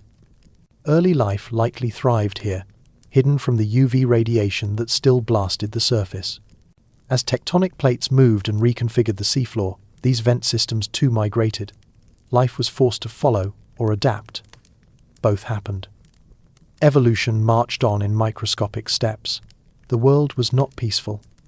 It was formative. Entire landmasses would vanish beneath the waves, only to rise again elsewhere. One such fragment may have hosted a thriving microbial ecosystem, perhaps even the first of its kind, only to be subducted, its history erased in a matter of millennia. Fossils from this time are vanishingly rare. Most of what we know comes from isotopic whispers in ancient zircon crystals, or from the structure of metamorphosed rocks older than any living memory. Yet in these rocks we glimpse something incredible. Detrital grains with signatures suggesting weathering by liquid water, banded iron formations laid down by the interplay of microbial life and dissolved oxygen. Stromatolites, layered structures built by photosynthetic bacteria, begin appearing at the close of the Archean. They mark a turning point. Not only was life present, it was transforming the planet. Silently, slowly, single-celled organisms began to shape the environment around them. Their metabolic waste oxygen began to accumulate. Not much, not yet. Most of it reacted immediately with the abundant iron in the oceans, forming thick rust-red deposits. But eventually, the sinks would fill. Free oxygen would begin to escape into the atmosphere, and that would change everything. But for now, the Archean Earth was still a crucible, still remaking itself. The scars of impact craters had softened. The oceans, once temporary, had deepened into permanence. Volcanoes still erupted, but now there were coastlines, plate boundaries, continents in miniature, a shifting fractal dance of stone and heat. From this raw chaos, a world was emerging. Not one designed for life, but one that had made room for it anyway. It did not do so willingly. It had to be carved out, inch by inch, cell by cell, and carved it was. Light never came. Not here. Not for a very long time. And yet, somehow, life did. Far below the surface, deep within a world of simmering rock and ancient seawater, Earth's first living systems awoke. They did not stretch toward the sun. There was no sun to reach for. They thrived instead on chemistry, on heat, minerals, and the whispering churn of hydrothermal reactions. The planet had cooled enough to solidify crusts and gather oceans, but it remained a world of fire beneath the skin. Here, in the dark belly of early Earth, life carved its first foothold. The earliest microbial ecosystems likely emerged around hydrothermal vents, deep-sea fissures, where superheated water rich with dissolved metals and gases surged from beneath the seafloor. These vents became chemical oases in a desolate world. Around them gathered communities of single-celled organisms, unlike anything that would come later. These weren't oxygen-breathing, light-loving creatures. They were anaerobes, organisms that flourished in the absence of oxygen, and for some, found oxygen toxic. Among the earliest were the archaea, a domain of life distinct from bacteria. These ancient beings were chemical artists. They captured energy from sulfur and hydrogen, building life from elements most modern organisms would find poisonous. Sulfate-reducing microbes broke down sulfate into sulfide, filling the ocean depths with the acrid stench of rotten eggs. Methanogens produced methane as a byproduct of their metabolic hunger, laying down the first invisible blankets of greenhouse gas. There was no photosynthesis here. No chloroplasts, no chlorophyll. The sun may have risen and set in the sky, but down below, life had no use for it. Instead, the deep biosphere pulsed to a slower rhythm, the steady gurgle of heat, pressure, and chemical gradients. To these first living systems, energy came not in photons, but in electrons, shuffled across mineral surfaces. Some clung to iron, others to sulfur or carbon. Life was not yet elegant, it was stubborn. These ancient microbes may seem alien to us, but they are still here, in volcanic lakes, under Antarctic ice, and deep in Earth's crust. Descendants of these primordial chemotrophs endure. They offer a window into the hidden strategies life can use when light is absent and conditions are brutal. Their presence today is not a fossil echo, but a living testimony to the adaptability of biology. This world of darkness was no mere prelude. It was the crucible, the testing ground. Every multicellular lineage that would come later traces its ancestry to a time before light, before oxygen, before complexity.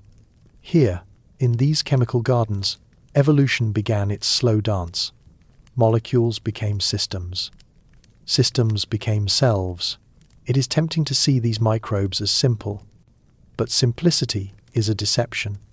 They wielded mastery over molecules in ways even modern science struggles to replicate. They wrote the first verses of the biochemical song, and they did so in utter, perfect darkness. Their domain was invisible, their impact irrevocable. Somewhere in the gloom, they gathered. Not in communities as we understand them, not even as colonies, but as scattered cells chasing gradients. To them, a slight difference in chemical concentration was as significant as the sun to us. These gradients told stories, where food might be, where danger festered, where their kind had perished or triumphed. In a world with no light, information flowed not in photons but in the whisper of molecules drifting through water. Hydrothermal vents, scarred and smoking, were the first stage. Here, superheated water met the icy depths, creating an alchemy of minerals, gases, and life. Sulfide-rich plumes bloomed into the black. Archaea and bacteria, invisible architects, built vast ecosystems atop these unstable foundations. They didn't need sunlight. They needed chemistry. Hydrogen sulfide, methane, iron, the exhaust of Earth's inner forge. Around the vents, life grew in tiers. The vent dwellers were the base, oxidizing sulfides to wring out energy. Slightly farther, organisms fed on the byproducts. And farther still, predators emerged. Primitive, microscopic, yet alive. The vent became a microcosm of what Earth would someday become, a food web, however fragile, stretching out from the fire. Methanogens played their own strange part. They didn't devour others. They didn't even need oxygen. Instead, they exhaled methane as a waste product, breathing carbon dioxide and hydrogen. In doing so, they contributed to a greenhouse blanket that would slowly warm the planet, helping offset the faint young sun's chill. Without them, Earth might have frozen into a global tomb. They farted life into a livable world. Sulfate reducers thrived as well, stripping energy from sulfates and releasing hydrogen sulfide. In environments too toxic for nearly anything else, they reigned. It was a quiet rule. Their empires were invisible, their palaces puddles of scum. Yet without them, crucial cycles of sulfur and carbon would have stalled. The earliest biogeochemical revolutions were not sparked by war or fire, but by slime. Elsewhere, stromatolites were beginning to appear, layer upon layer of microbial mats built up into rock-like structures. They grew slowly, pressed by tides, trapped sediment in their gooey skins, and hardened with time. Each layer a fossilized breath, each ring a chapter in the story of survival. They were monuments without intention, records written by accident, by persistence. We often speak of life as something noble or special, but in its earliest form, life was stubborn more than it was grand. It took root in filth. It scraped energy from poisons. It endured temperatures and pressures that would kill most things today. And in that grim persistence, it began to shape the planet itself, not through strength, through duration. It would be nearly 1 billion years before anything had eyes to see. But already, in the silence and the dark, life was watching. Not all microbial lives were slow or passive. Some had learned to move. Primitive flagella, little more than twitching protein threads, whipped through the water. These were no Olympic swimmers.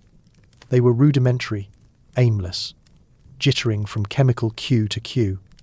But even this was extraordinary. In a world without predators, without chase or flight, mobility was still an advantage. A cell that could relocate, found new gradients, new food, new safety. It was not yet the dance of evolution, but the first hesitant steps onto the floor. Communities began to form, not by cooperation, not yet, but by co-location. In certain hotspots, underwater volcanoes, serpentinizing vents, mineral-choked seeps, life huddled close. Here, archaea and bacteria layered upon each other like microscopic cities. They created mats, colonies, rudimentary ecosystems. Waste from one became food for another. Methane seeped upward, consumed and recycled. Sulfides precipitated out, turned inert by microbial chelation. These microbial mounds would leave behind fossils. Stromatolites. The name is modern, but the signature is ancient. They persist even now, in a few salty backwaters where grazers do not tread. But here, in the Archean world, they were ubiquitous. They rose slowly from the seafloor, built layer by living layer, each new generation trapping sediment and excreting calcium. Over time, they thickened into columns. They were the skyscrapers of a world without multicellular life. Yet not all left evidence behind.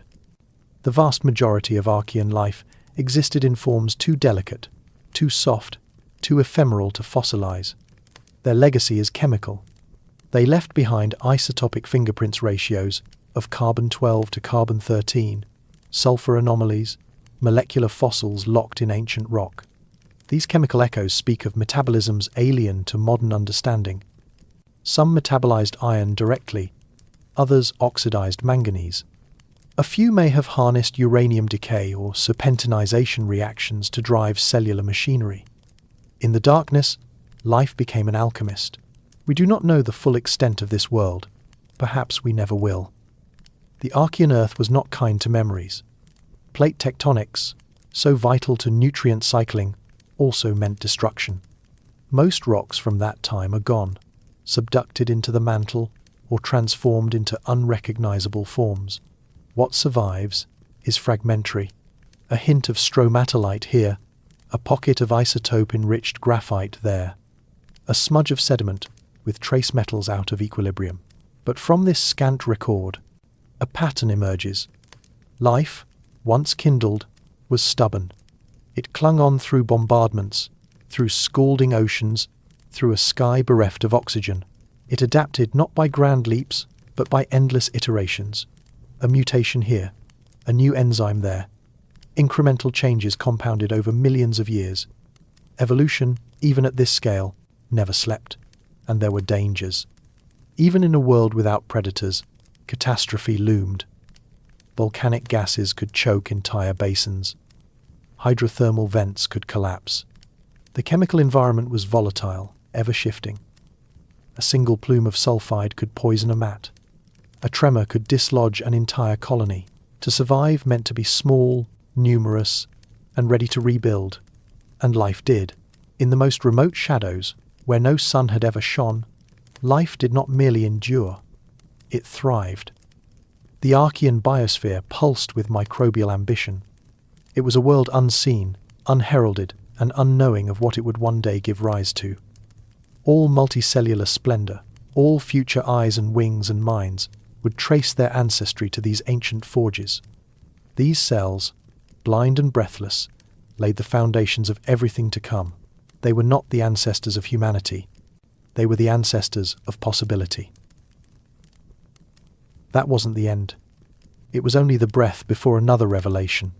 Below a turquoise ripple, where light sifted through shallow water like fingers playing a harp, they emerged. Mounds, domes, ancient colonies, not made by the hand of gods nor by tectonic fury. These layered bulges were living monuments to the microbial. Stromatolites. They looked like stones. They weren't. They were the breath of time caught in carbonate. Each layer a memory. Each ripple a vote cast by sunlight and sulfur. These were the cathedrals of the microscopic faithful layer upon layer of microbial mats, stacking themselves skyward, one lazy millimetre at a time. The air, even now, would have choked a mammal. But to the cyanobacteria, it was home. They formed sticky sheets, biofilms, matrices so thick they turned sunlight into sugar and sugar into civilization, a slimy, stubborn empire that neither moved quickly nor died easily. Underneath those microbial blankets, things stirred, different microbes, anaerobes, sulfate reducers, shadow eaters. They lived in the dark layers, feeding not on light but on waste, cooperation, competition, primitive warfare, and whispered alliances. A microbial Game of Thrones under a sunlit crust. And all of this left marks, ripples in rock, trapped bubbles, filament fossils, microscopic wiggles preserved in stone. These stromatolites were biosignatures, ancient graffiti scrawled by life itself onto Earth's crust. The trouble was they weren't always honest. Not every mound was made by life. Some were born of chemistry. Some mimicked the structure of life, but lacked the pulse. Abiotic imposters. The Earth's record was incomplete and full of liars. Still, the evidence built like sediment. Western Australia, South Africa, Greenland, places older than memory. There, scientists chipped away at stone and stared into slices of time. Layered domes revealed rhythm, repetition, growth patterns suggestive of biological influence. Enough perhaps to claim these weren't accidents. The great sulfur debate. That's what it became. Some researchers pointed to sulfur isotopes. The ratios didn't match what chemistry alone could produce. They hinted at metabolism, microbial sulfur cycling, a living fingerprint.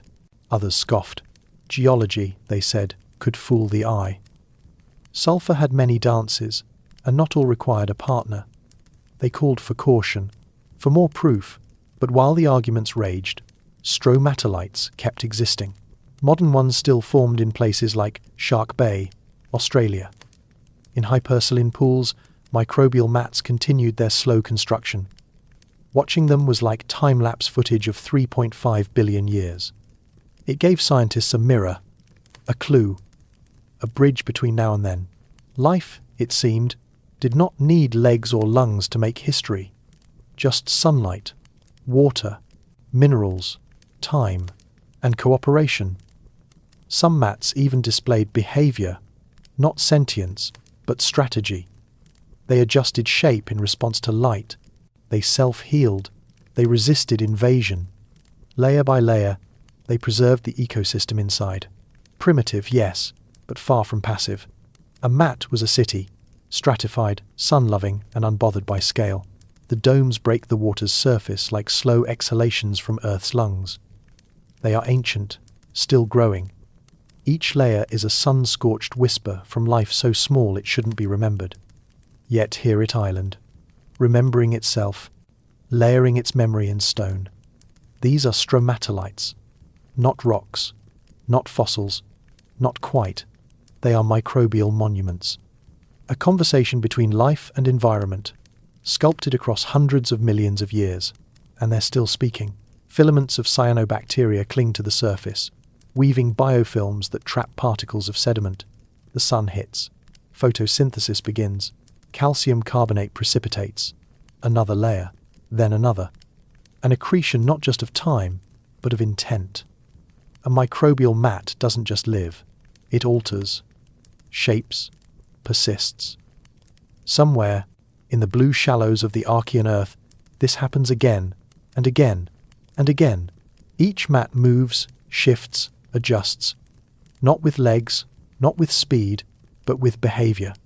The kind that resists erosion, that channels nutrients, that adapts to light angles like a plant would.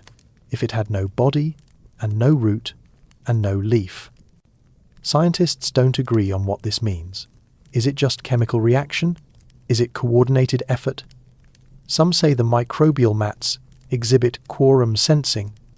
They speak in molecules, send chemical signals like instructions in a slow, wet language.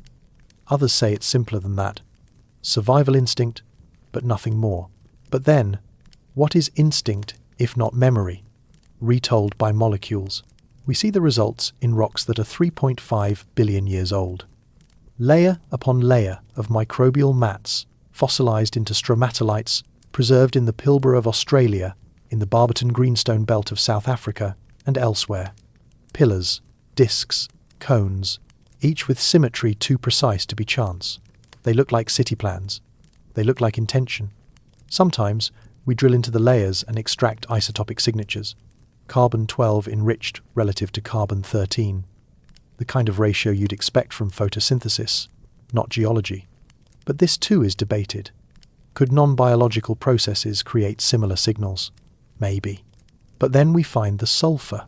Sulfur isotopes in ancient stromatolites suggest a strange metabolism, anoxygenic photosynthesis, a pathway that doesn't produce oxygen but still uses light to drive life. An echo of a world before oxygenic photosynthesis, before the great oxidation, before breath. This kind of metabolism is delicate, easily disrupted. So why does it persist for hundreds of millions of years?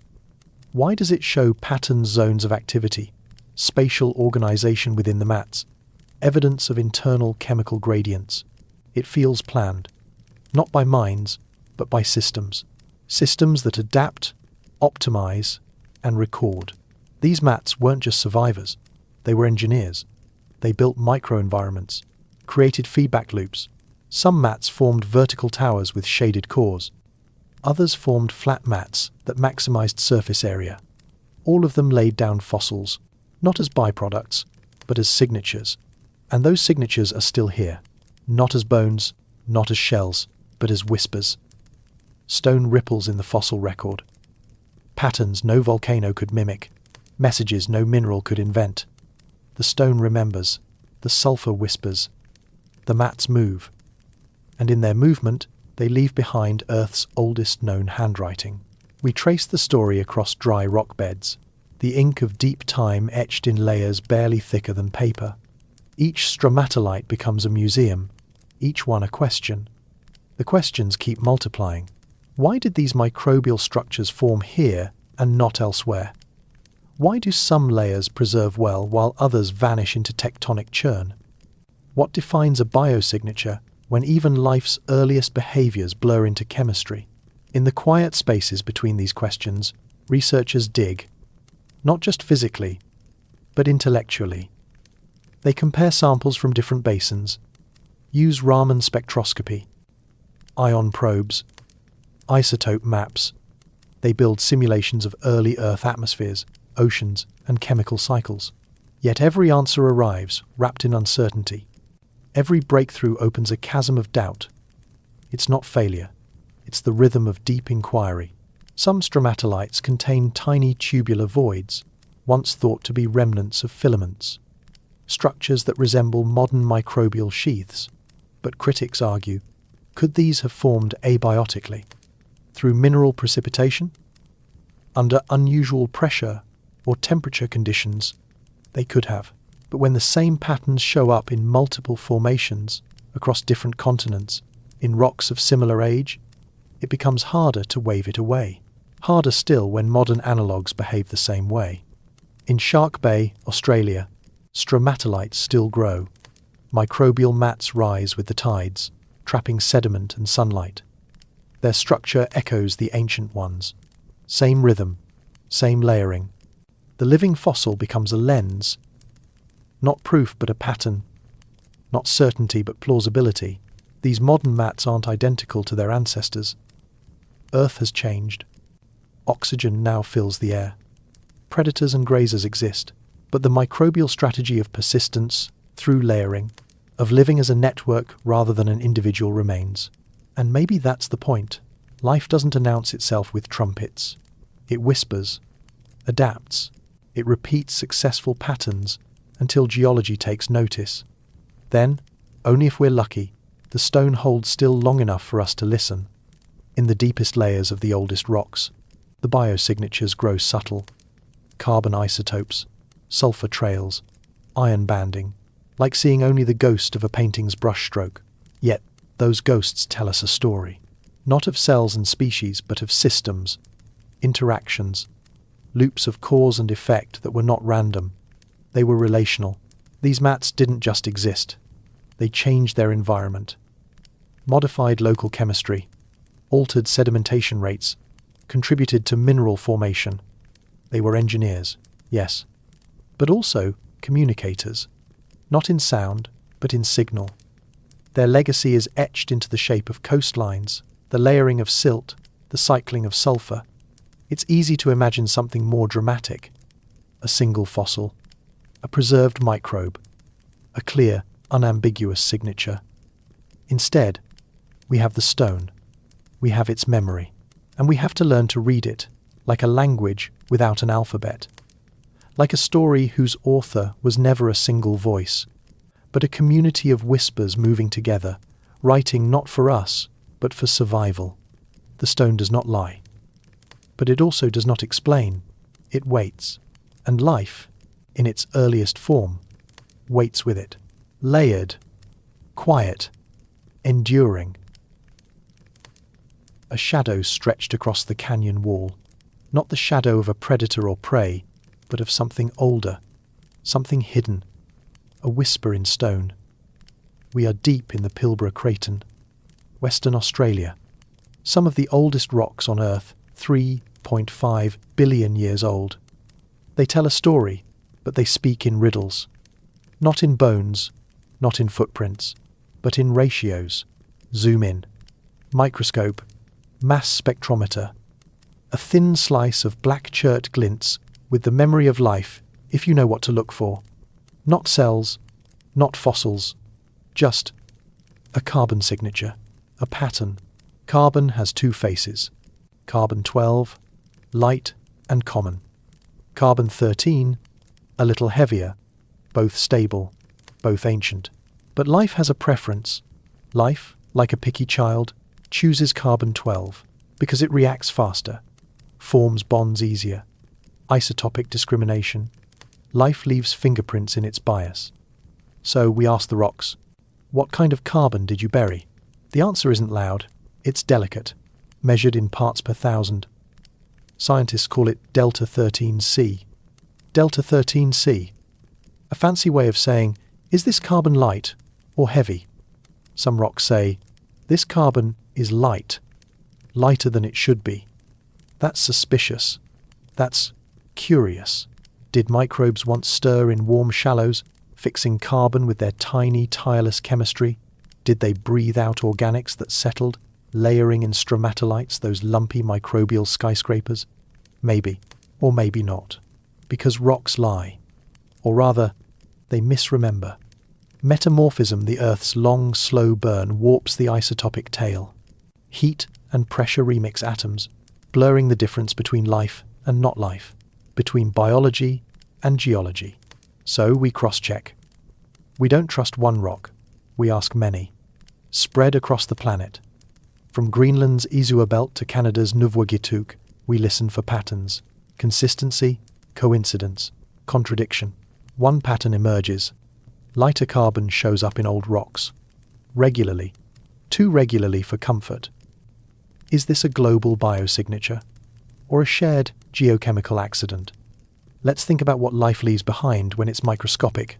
No bones, no shells, no exoskeletons, only waste, only isotopes, only whispers. This is the detective work of deep time.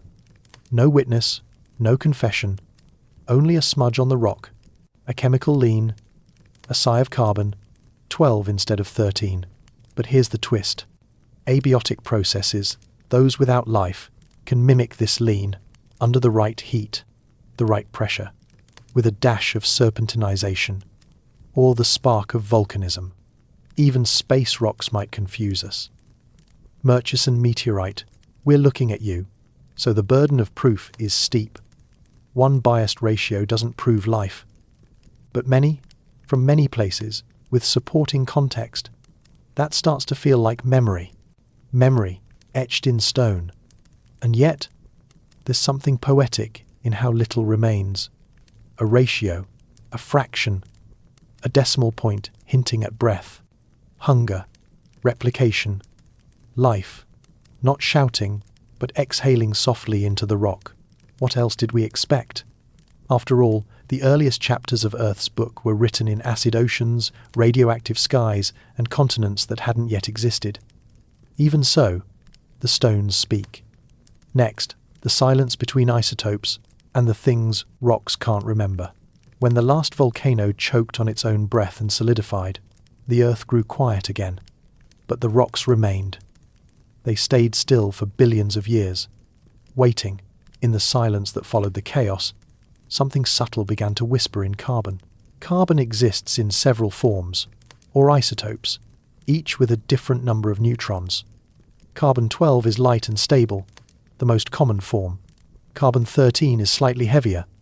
Life, as it turns out, has a preference.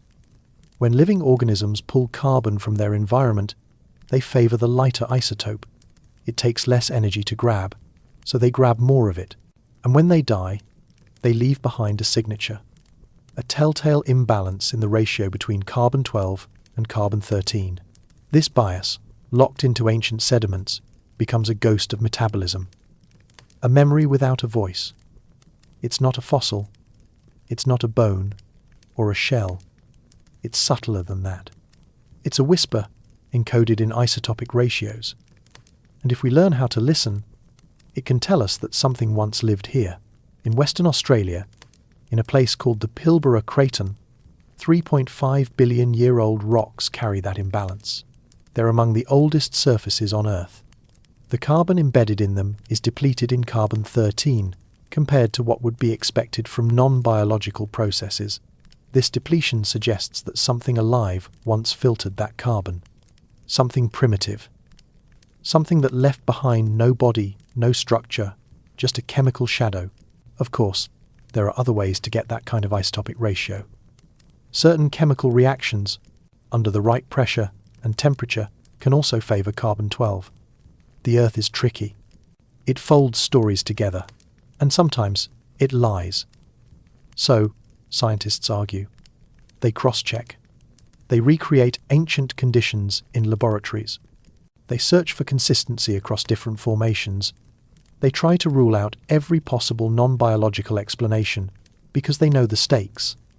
If these chemical whispers are biological, then life began early, shockingly early. Within just a few 100 million years of Earth cooling enough to allow oceans, that means life may not need ideal conditions. It may not be rare. It may simply be inevitable. But we are cautious listeners. We want the rocks to speak clearly, and they rarely do. Isotopic ratios can be reset. Heat can alter them. Fluids can carry them in from elsewhere. So we treat every ratio as suspect until it's surrounded by context.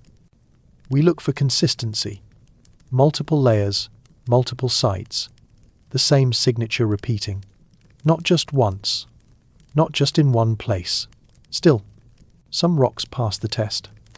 Enough to make us pause.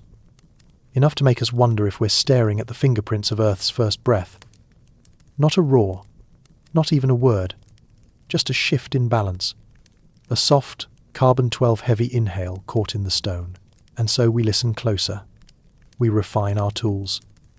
Mass spectrometers get better, more sensitive. We drill deeper, slice thinner, detect finer differences. We chart the spread of isotopic anomalies across continents, looking for patterns. It becomes a kind of archaeology without bones, a slow decoding of ghost stories written in atomic weights. We do not know how the first mammals dreamed. We barely know how they saw or heard or felt, tucked in between the roots of ferns while dinosaurs thundered above. But the fossil record, sparse though it is, offers hints, just enough to piece together a few threads. The bones tell us that something small, warm-blooded, and quietly persistent survived the reign of giants, not with strength, but with something subtler. Perhaps it was endurance, or adaptability, or even a flicker of curiosity. We cannot know. What the bones can't tell us, we can only infer. Mammals in the late Jurassic were tiny. Many could fit in the palm of a hand. One such creature, Morganucodon, had a brain case far larger than its reptilian cousins. Its inner ear was complex, capable of distinguishing fine sounds. Its teeth were differentiated in incisors, canines, molars, a key adaptation for processing varied foods. The evidence is thin, but suggests a shift toward more active lifestyles, higher metabolisms, and complex social structures.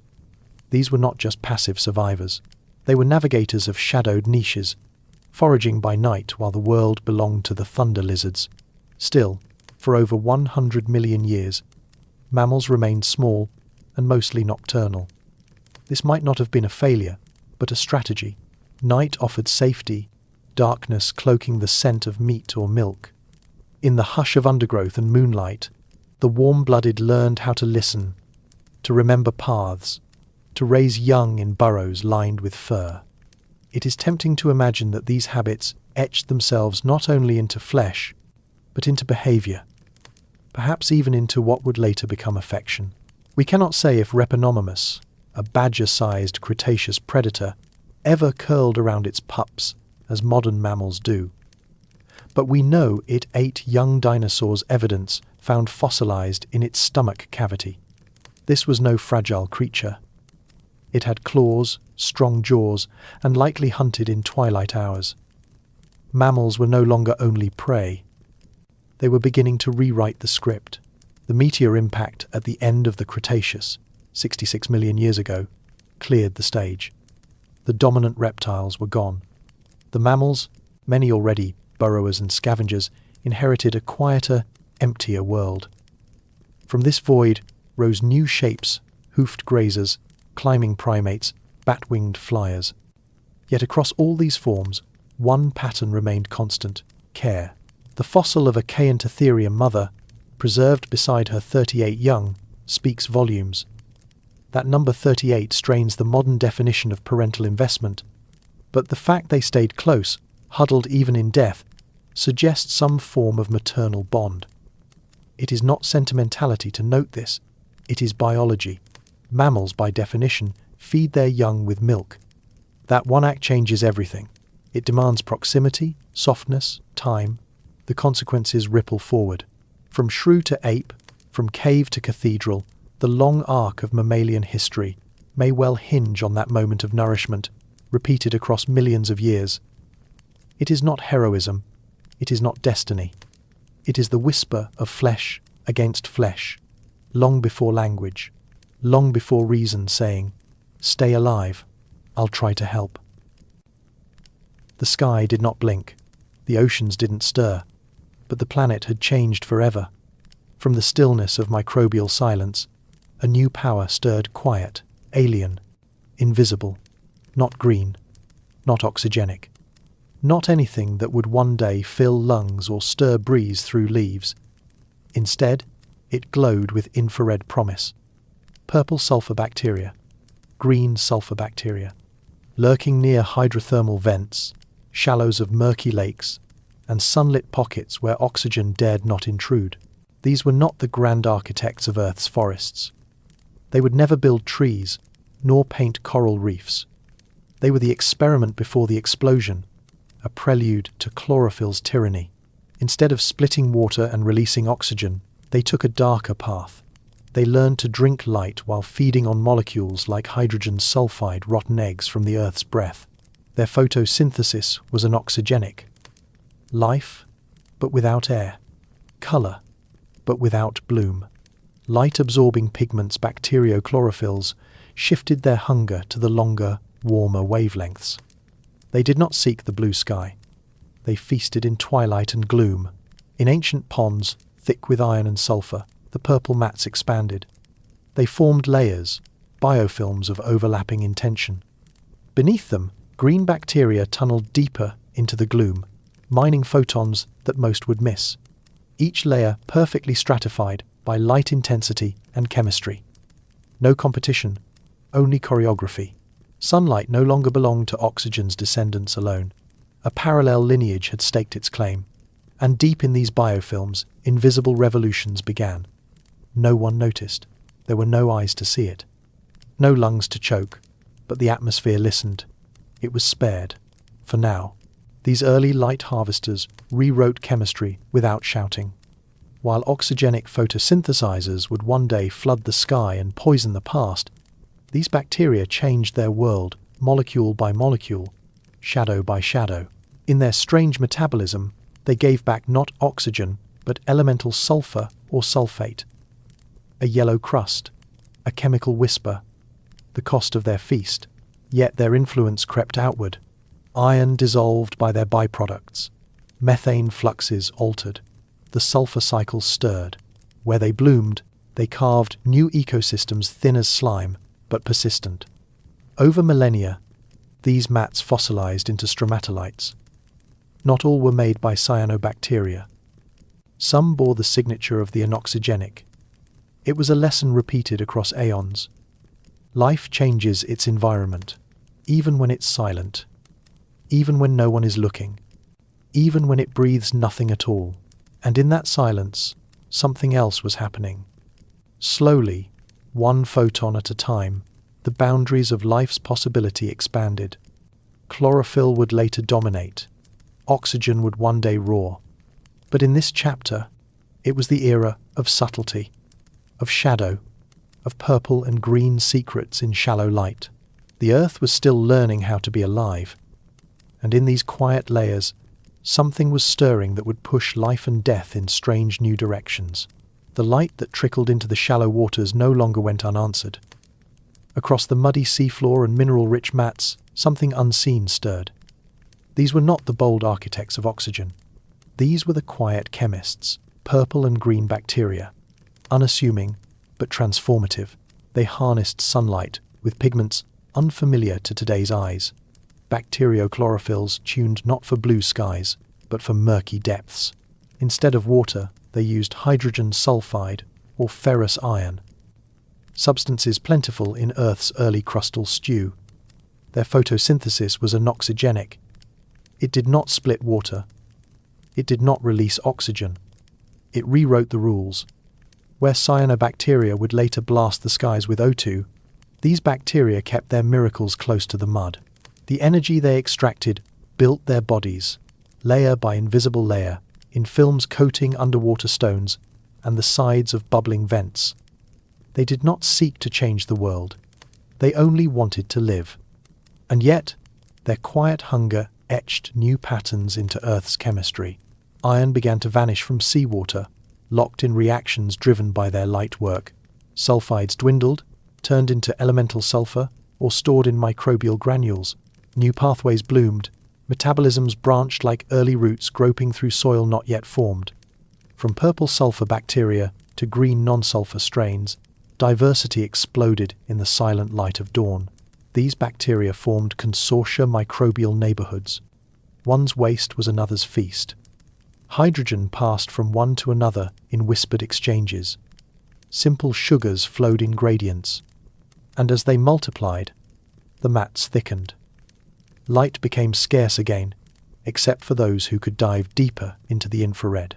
Competition for photons pushed evolution. Some climbed toward the surface, others innovated downward. Some developed intricate antennae, funneling even the weakest light toward their reaction centers. Others became specialists of specific wavelengths. Color became currency. Red, purple, olive green, brown.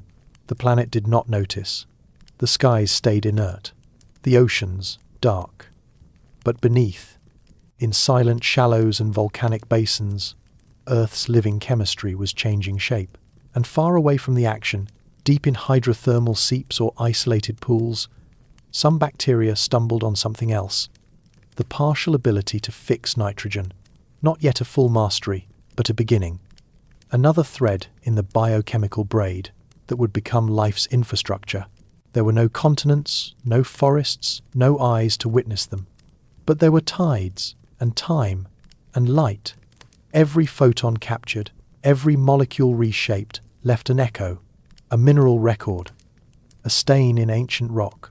These were the first acts in a long performance that would eventually set the air ablaze with oxygen. But for now, this was a play of silence. No oxygen, no applause, only slow sulfidic breath and microbial patience. And still, they grew. The stage was set for a rivalry that hadn't yet begun.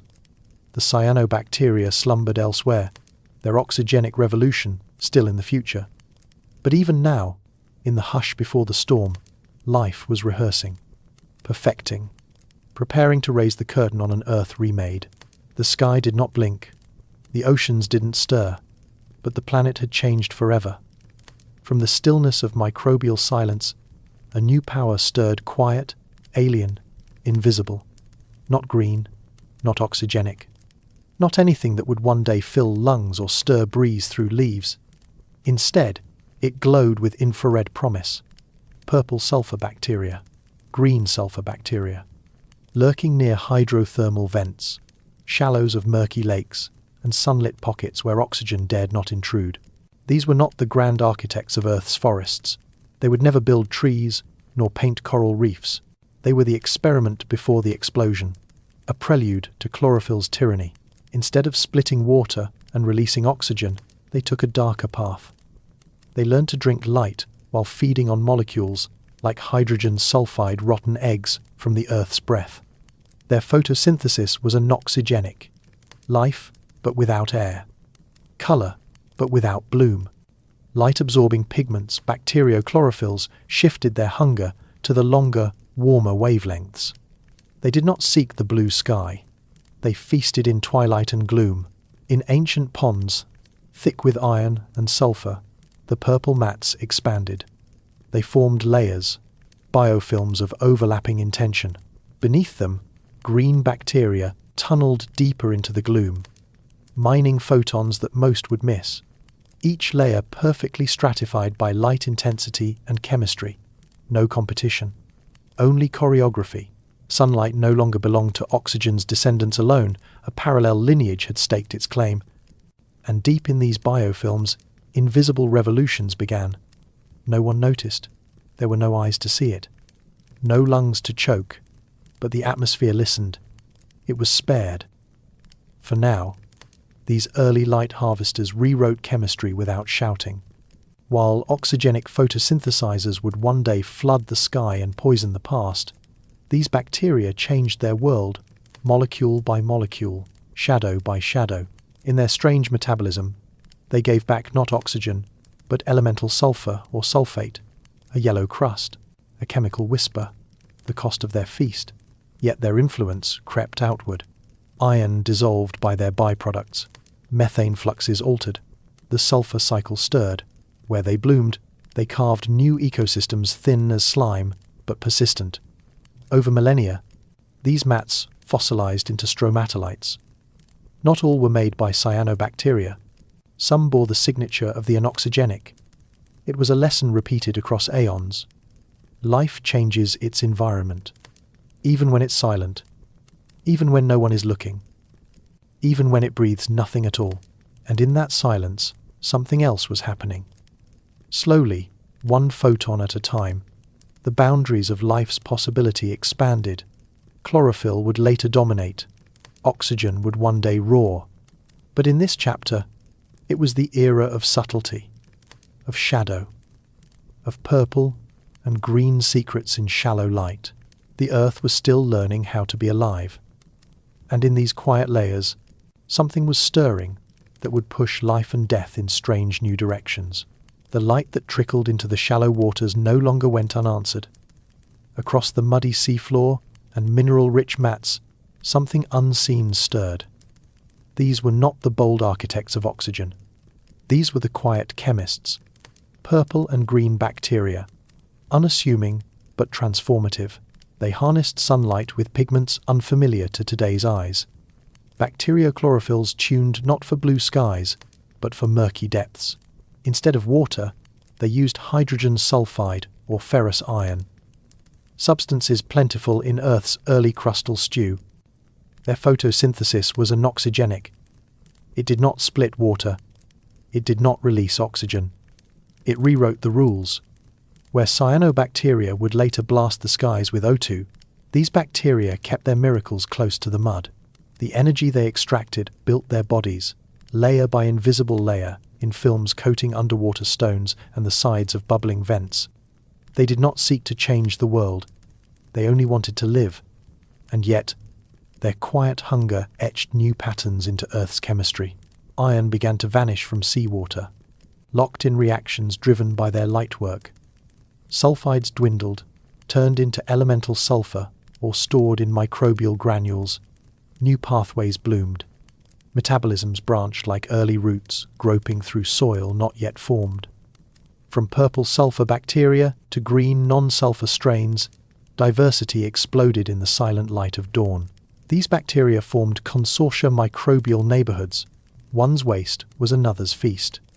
Hydrogen passed from one to another in whispered exchanges.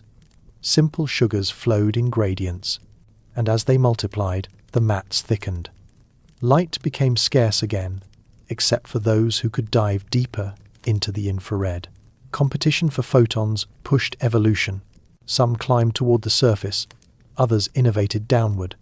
Some developed intricate antennae, funneling even the weakest light toward their reaction centers. Others became specialists of specific wavelengths. Color became currency. Red, purple, olive green, brown. The planet did not notice. The skies stayed inert, the oceans dark.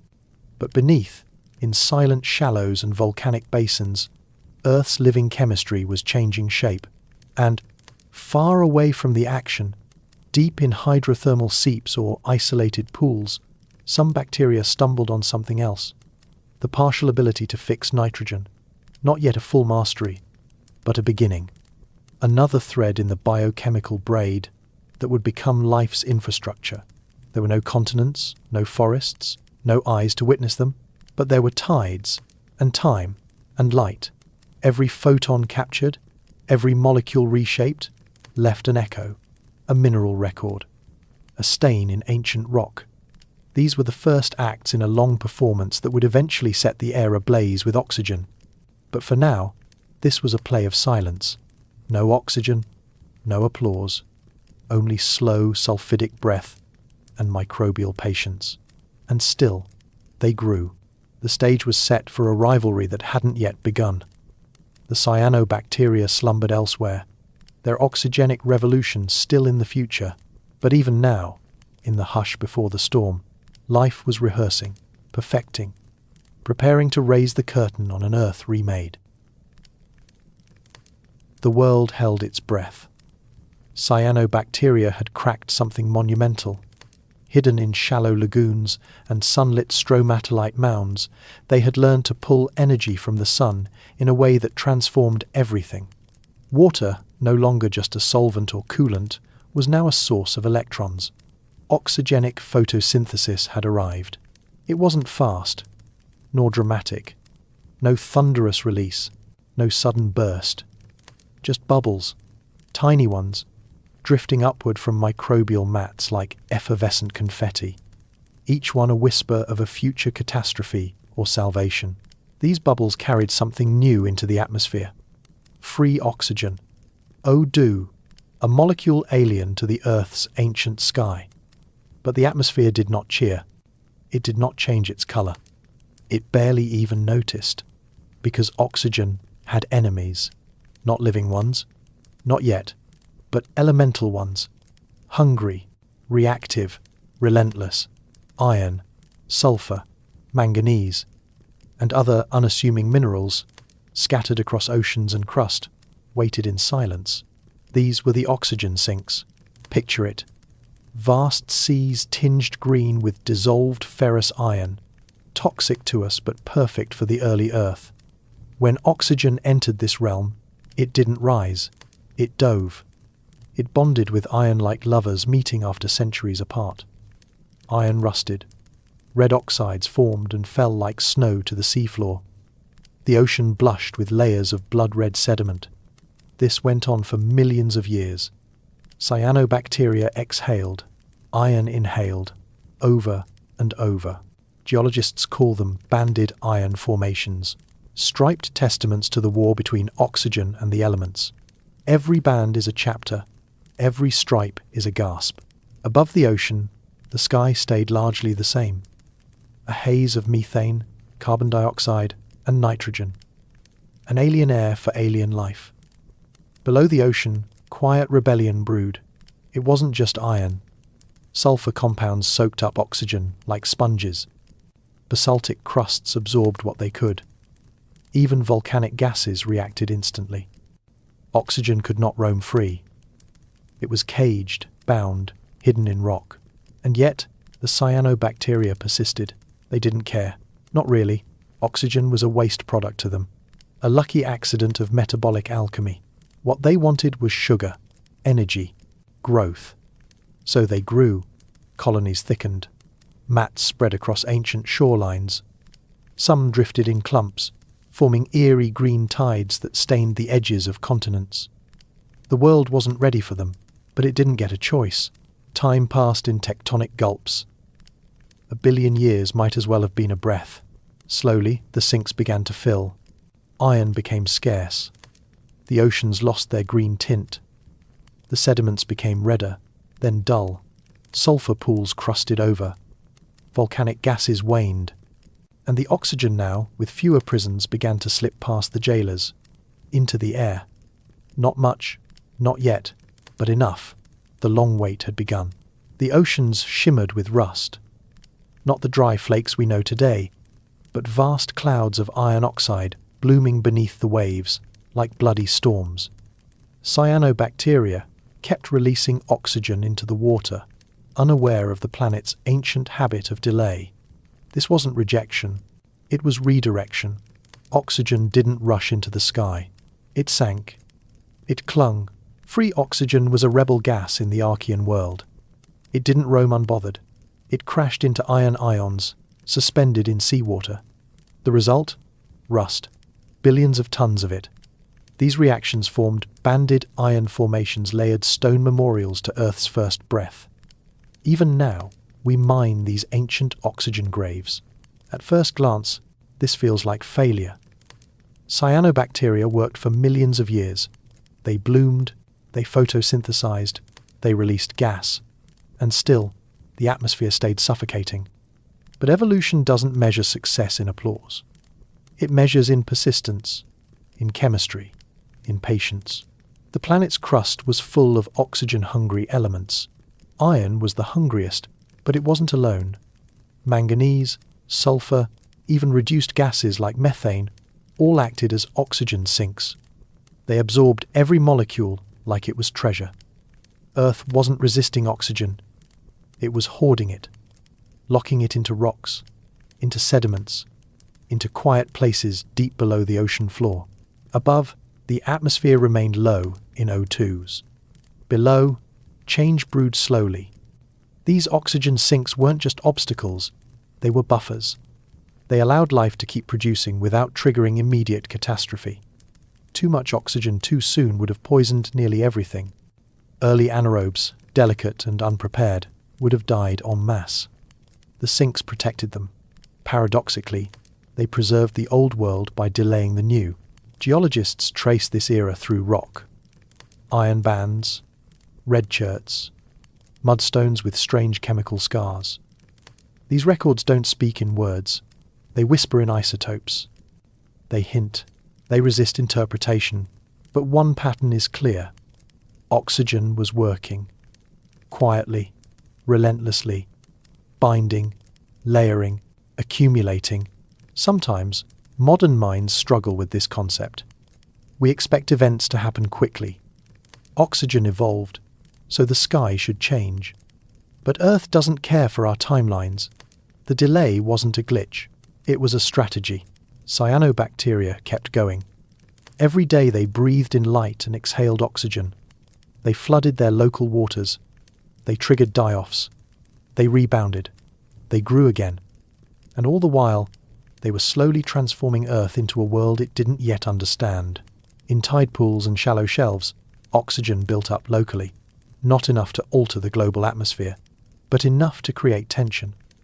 Microenvironments with rising O2 levels caused biochemical stress. Some microbes adapted, others died. New pathways emerged. Evolution stirred. The sinks kept swallowing. But they were not infinite. Beneath their silence, thresholds approached. Earth was balancing on the edge of a phase change. And when the sinks were finally full, when the last ions rusted and fell, when the crust could absorb no more, then the sky would begin to change. Not all at once, but perceptibly, irreversibly. The oxygen would rise, and the world would never be the same. Though the ocean churned with possibility, the atmosphere above remained nearly unchanged. For nearly 1 billion years, it refused to fill with oxygen. It wasn't because the cyanobacteria lacked power. They multiplied in coastal shallows and quiet lagoons, turning sunlight into sugar, splitting water into hydrogen and oxygen, bubbling life into a planet still teetering between the old and the new. But the Earth had its own plans. It swallowed the oxygen whole. Iron was everywhere loose, naked, unoxidized, and it was hungry. The moment free oxygen entered the seawater, it found iron ions floating freely, especially Fe2+. The two met, reacted, and sank to the seafloor as rust, not like the flaky red rust on a modern shovel. This was iron oxide in dense layered sediments, banded iron formations, biffs, black and red stripes, that would eventually form ancient cliffs and mesas, silent record keepers of a long, slow suffocation. The oxygen didn't rise. It dove. These early oxygen sinks, a term geologists use, acted like locks on the atmosphere. Until every sink was saturated, Earth's skies would stay mostly anaerobic, its breath shallow, its skies blue but deadly. And there were other sinks too. Sulfur was another thief. Reduced sulfur compounds, like hydrogen sulfide from deep-sea vents, also reacted with oxygen to form sulfates. These chemical reactions were ruthless, stripping every molecule of O2s before it could drift skyward. Volcanic gases played a role. Eruptions spewed out methane, carbon monoxide, hydrogen, all reactive, all quick to pair with free oxygen and pull it back underground, like a chain yanking a balloon from flight. And so, the oxygen waited. It piled up in the oceans. First, iron was stripped, then sulfur, then methane. Layer after layer of rock bore the stains of oxygen's effort. Oxidized minerals, altered clays, a slow geologic fingerprint. But none of this was visible to the microbes themselves. Cyanobacteria simply continued their work. They built stromatolites, domes of layered slime and sediment, stacked like pancakes along ancient coasts. They had no eyes, no brains, no gods. But they changed the fate of every animal to come. Because eventually Earth ran out of places to hide the oxygen. The iron in the seas thinned, the volcanoes quieted, the sinks began to fill. Some oxygen escaped. At first, it barely clung to the atmosphere, constantly pulled back to the surface. But over time, millions of years, a tipping point neared. This shift is what scientists now call the Great Oxygenation Event. It wasn't sudden. It wasn't even particularly dramatic by modern standards, but it was irreversible. The first measurable whiff of O2s in the air marked the end of the Archean Eon and the dawn of something dangerous. Oxygen, for all its promise, is highly reactive. It can kill cells unequipped to handle its oxidative stress. It sparked a mass extinction among anaerobes microbes that had once ruled. Oxygen was both savior and executioner. And yet, the Earth still wasn't done resisting. Even after the first rise in atmospheric O2s, it fluctuated. The sinks weren't gone, they fought back. Oxygen levels seesawed for hundreds of millions of years, dipping and rising as the biosphere adjusted. Oxygen didn't conquer in a day. It leaked into the atmosphere, dripped through eras, changed climate and life in strange, halting steps. And the cyanobacteria? They simply kept doing what they'd always done. Patient, indifferent, eternal. Their breath rewrote the planet. The seas shimmered like liquid sapphire. But beneath their brilliant surface, something ancient stirred a silent, invisible shift that would change the world forever. It began with whispers, not from mouths, but from molecules. With every heartbeat of sunlight, tiny cyanobacteria breathed out oxygen as waste, and Earth, unready, began to choke. Oxygen, a molecule so common now, so essential. But at that moment in Earth's deep past, it was a stranger, poisonous to most early life, reactive, destructive. But more than that, it was hungry. The oceans were a soup of dissolved iron, ferrous, soluble, and restless. And as free oxygen trickled out from photosynthetic life, it met that iron with violent chemistry. The two didn't coexist, they collided. Oxygen oxidized the iron instantly, stripping electrons and transforming it into rust-insoluble ferric oxide. These new compounds sank like blood in water, falling to the sea floor in layers that would one day rise as cliffs and mountain ranges. This wasn't an event. It was a process. Slow, relentless, repeating. For millions of years, the oceans rusted themselves into silence. From above, Earth remained quiet. There were no flowers, no forests, no animals. Just the stillness of microbial industry.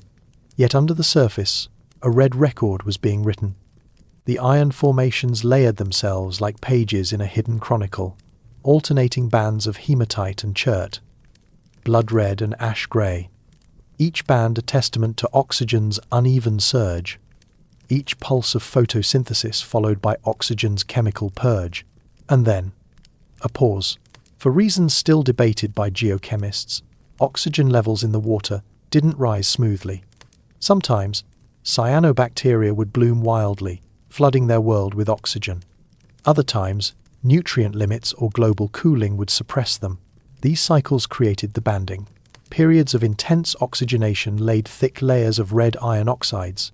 Quieter intervals allowed silica-rich chert to settle instead. It was Earth's first great rusting. But this rust didn't just mark the past. It paved the way forward.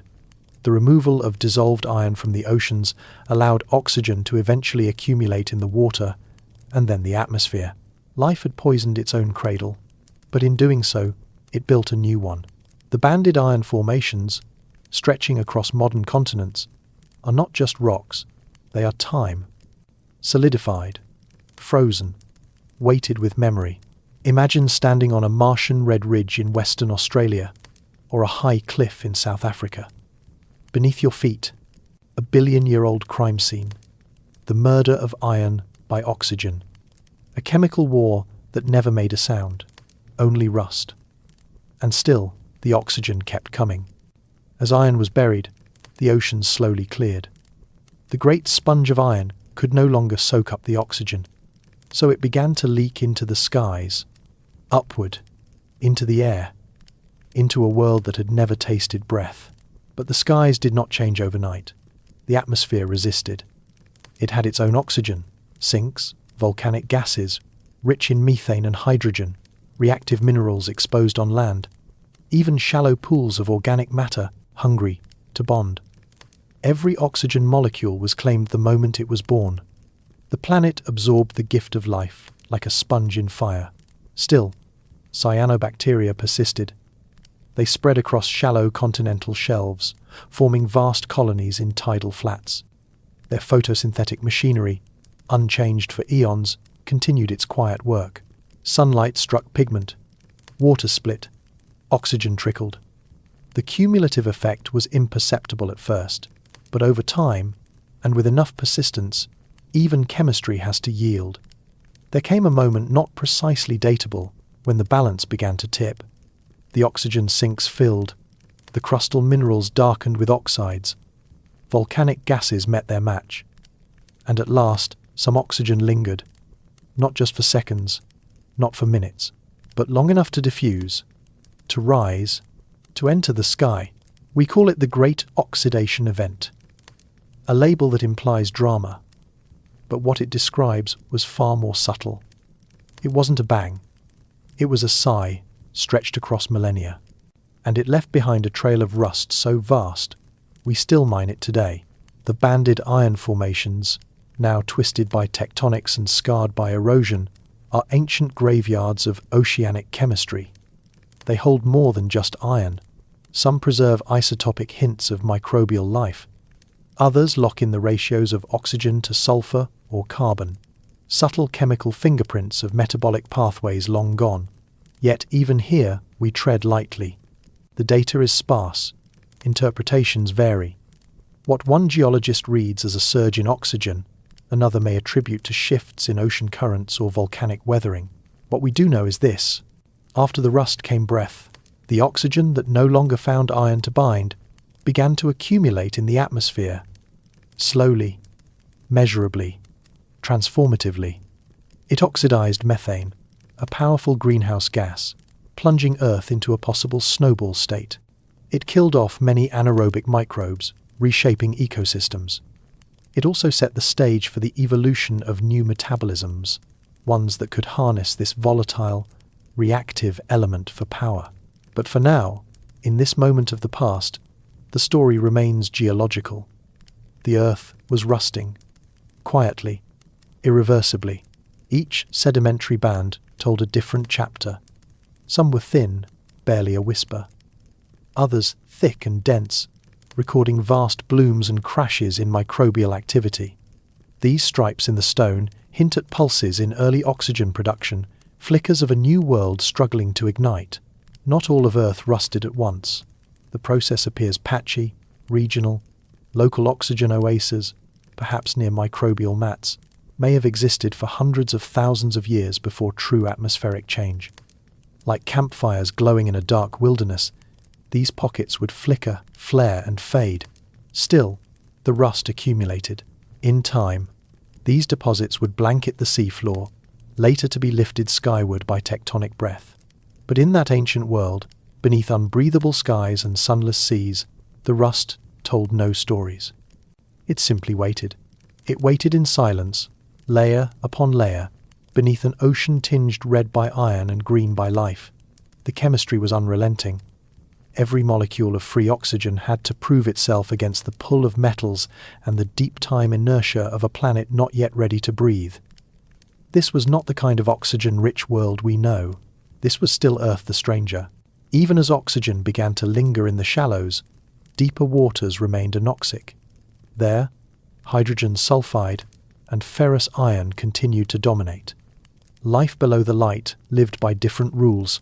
Fed by the chemistry of the deep, sulfate reducers still whispered into the mud. Methanogens still exhaled their flammable breath. In their quiet niches, they endured. But the reach of oxygen was slow, and it was not merciful. As the atmosphere shifted, many of these older metabolisms faced extinction. Anaerobic life had thrived in the dark and the still, but now the shadows were lifting. Oxygen is not a passive presence. It tears. It breaks bonds. It corrodes. For microbes unprepared, it was a poison. What the oxygen gave, it also took away. The record of this shift lies not just in the rocks, but in the gaps between them. A sudden drop in isotopes associated with sulfur, a disappearance of certain microbial trace signatures, a spike in oxidative minerals. These are the ghost notes of microbial die-off, of evolutionary pruning. Still, extinction is not the same as erasure. Some lineages survived, evolving defenses. Others moved underground or retreated to oxygen-poor environments, hydrothermal vents, deep sediments, salty brines. Life always seeks the margin where it can persist. Above, in the oxygenated zones, new opportunities began to unfold. The chemistry of rust may seem passive, but in truth it marks the start of something active. With oxygen came a cascade of biochemical possibilities, new pathways, new complexity. The stage was being set, slowly, for a different kind of cell, one that would eventually fold in its own membranes, compartmentalize, and dare to dream of scale. But we are not there yet. We remain in the rust, in the time before animals, before plants, before even the first eukaryote. Here, all we have are mats and mounds, pigments and precipitates, rocks that breathe through chemistry, if not yet through lungs. And even as we drill and core and read these layers, our understanding remains partial. Many banded iron formations are altered. Some are lost entirely to erosion or subduction. Others sit buried beneath kilometers of crust. What we know is stitched from fragments, inferred from proxies, debated in the margins of data. Still, the rust remains our most enduring monument to that early struggle. It is the evidence of persistence, of photosynthesis without glory, of microbes waging a slow war against the planet's own resistance. Long before the air was safe, Earth rusted. And in doing so, it recorded a story not of victory, but of patience. Patience strong enough to stain a world red. And somewhere in that red, perhaps, the first quiet signal that change was no longer a question of if, only when. Before any creature walked or swam, war had already begun. It didn't look like war. Not at first. There were no weapons to sharpen, no banners to raise. Just ancient pools and microscopic shapes, drifting, bumping, reacting. But beneath the still surface of the early Earth, a hidden battle raged, an arms race as old as life itself. The earliest microbes weren't passive. They didn't just replicate and drift. They mutated. They copied themselves with slight imperfections, and in those imperfections, opportunity grew. A single twist in a strand of RNA could grant resistance, or it could cause collapse. The stakes were always life or death. Some microbes evolved protective shells, layers of protein or sugars that made them harder to penetrate. Others grew needle-like structures to inject poison into neighbors. For every defense, an offense. For every mutation, a counter. Each microbe was both a survivor and a threat. The most dangerous innovation of all? Viruses. Viruses weren't alive in the traditional sense. They couldn't move or eat or replicate on their own, but they could hijack. They could pierce a cell's defenses, inject their own genetic code, and force the host to become a factory for more of them. More invaders, more attackers. A single virus could reduce a thriving colony to ruins in hours. And so, the arms race escalated. To survive the viral onslaught, some microbes developed primitive immune systems. At first it was simple, a sort of genetic memory, storing fragments of viral code like wanted posters. This was the ancient ancestor of what would become CRISPR, a microscopic mugshot wall. If the same virus tried to invade again, the microbe could spot it and slice it apart before infection took hold. These early CRISPR systems weren't perfect, but they worked well enough to tilt the odds. In a world where seconds mattered, they gave their hosts a fighting chance. But microbes didn't evolve alone. They shared, constantly, not through birth or reproduction, not in the way animals do. No, microbes had their own version of trade, horizontal gene transfer. Like passing a secret code across enemy lines, one bacterium could gift another a chunk of DNA.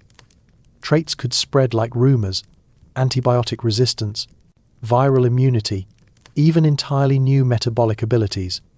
Sometimes, the donor microbe died in the process. But sometimes, the receiver thrived. In this world of endless replication, death didn't mean failure. Death meant opportunity. Every replication error was a dice roll. Every copied strand of DNA was a new line in a playbook written over billions of years. Selection wasn't just natural, it was brutal. Only the cleverest, the most adaptable, survived. Some microbes formed alliances, biofilms, slimy colonies where multiple species lived side by side, offered shared protection. Others took a loner's path, mutating fast and living short but prolific lives. All strategies led to one goal: outpace the enemy, outlast the virus, outlive extinction. The war never stopped. It simply changed shape, and somewhere in that chaos, the blueprint for all higher life was being drafted. One microbe, one mutation, one lucky error at a time. The battlefield wasn't silent. It echoed with the soft clicking of enzymes and the sudden burst of viral detonation. A single bacterium might fall to a virus, But its neighbour, armed with fragments of past enemies tucked deep within its DNA, would retaliate. This was not revenge, it was strategy. CRISPR, clustered, regularly interspaced, short palindromic repeats. At first glance, it was just a stutter in the genetic code, a repeating pattern. But to a microbe, it was a memory, a logbook of previous invaders, a war journal. Viruses, especially bacteriophages, were relentless. They didn't just kill, they copied, they hijacked. One phage could overwrite a cell's machinery in seconds, turning the host into a factory for more of itself. But CRISPR was an answer. A defense system that sliced intruding genetic code like a scalpel through silk. When a virus injected its DNA, the cell scanned its CRISPR archives. If a match was found, Cas enzymes locked on and neutralized the threat. This wasn't intelligence. It was something older, colder, a molecular instinct. And it worked. But viruses, in turn, evolved. Some wore genetic disguises. Others mutated just enough to slip past recognition. A few went nuclear-carrying genes that sabotaged CRISPR altogether. Mutation wasn't just survival. It was escalation. A biological arms race fired by radiation, replication error, and pressure from all sides. Meanwhile, horizontal gene transfer blurred the lines. Bacteria were generous in their desperation. If one microbe discovered a defense, it could pass it on like a whispered secret. Plasmids were the currency of this trade. Tiny loops of DNA, flung between cells like handwritten scrolls across a battlefield. Sometimes the gift was an antibiotic resistance gene. Sometimes a viral warning, sometimes a curse. In this chaos, alliances were accidental. One species might thrive because another nearby had recently survived an attack and left behind viral debris in the environment, debris that acted like decoys, traps, or training. Microbial life formed no armies, no generals, but there were tactics. Natural selection favored those with sharper reflexes, faster replication, better defenses, or, more rarely, those that gambled. Species that exposed themselves to infection deliberately, absorbing chunks of foreign code, not suicide. Evolutionary roulette. There were moments of quiet when a strain dominated and peace reigned. But peace never lasted. Viruses mutate 10, 100, 1,000 times faster than their hosts. And when a host became too successful, its own abundance painted a glowing target for viral predators. The oceans churned with these battles. So did the soil.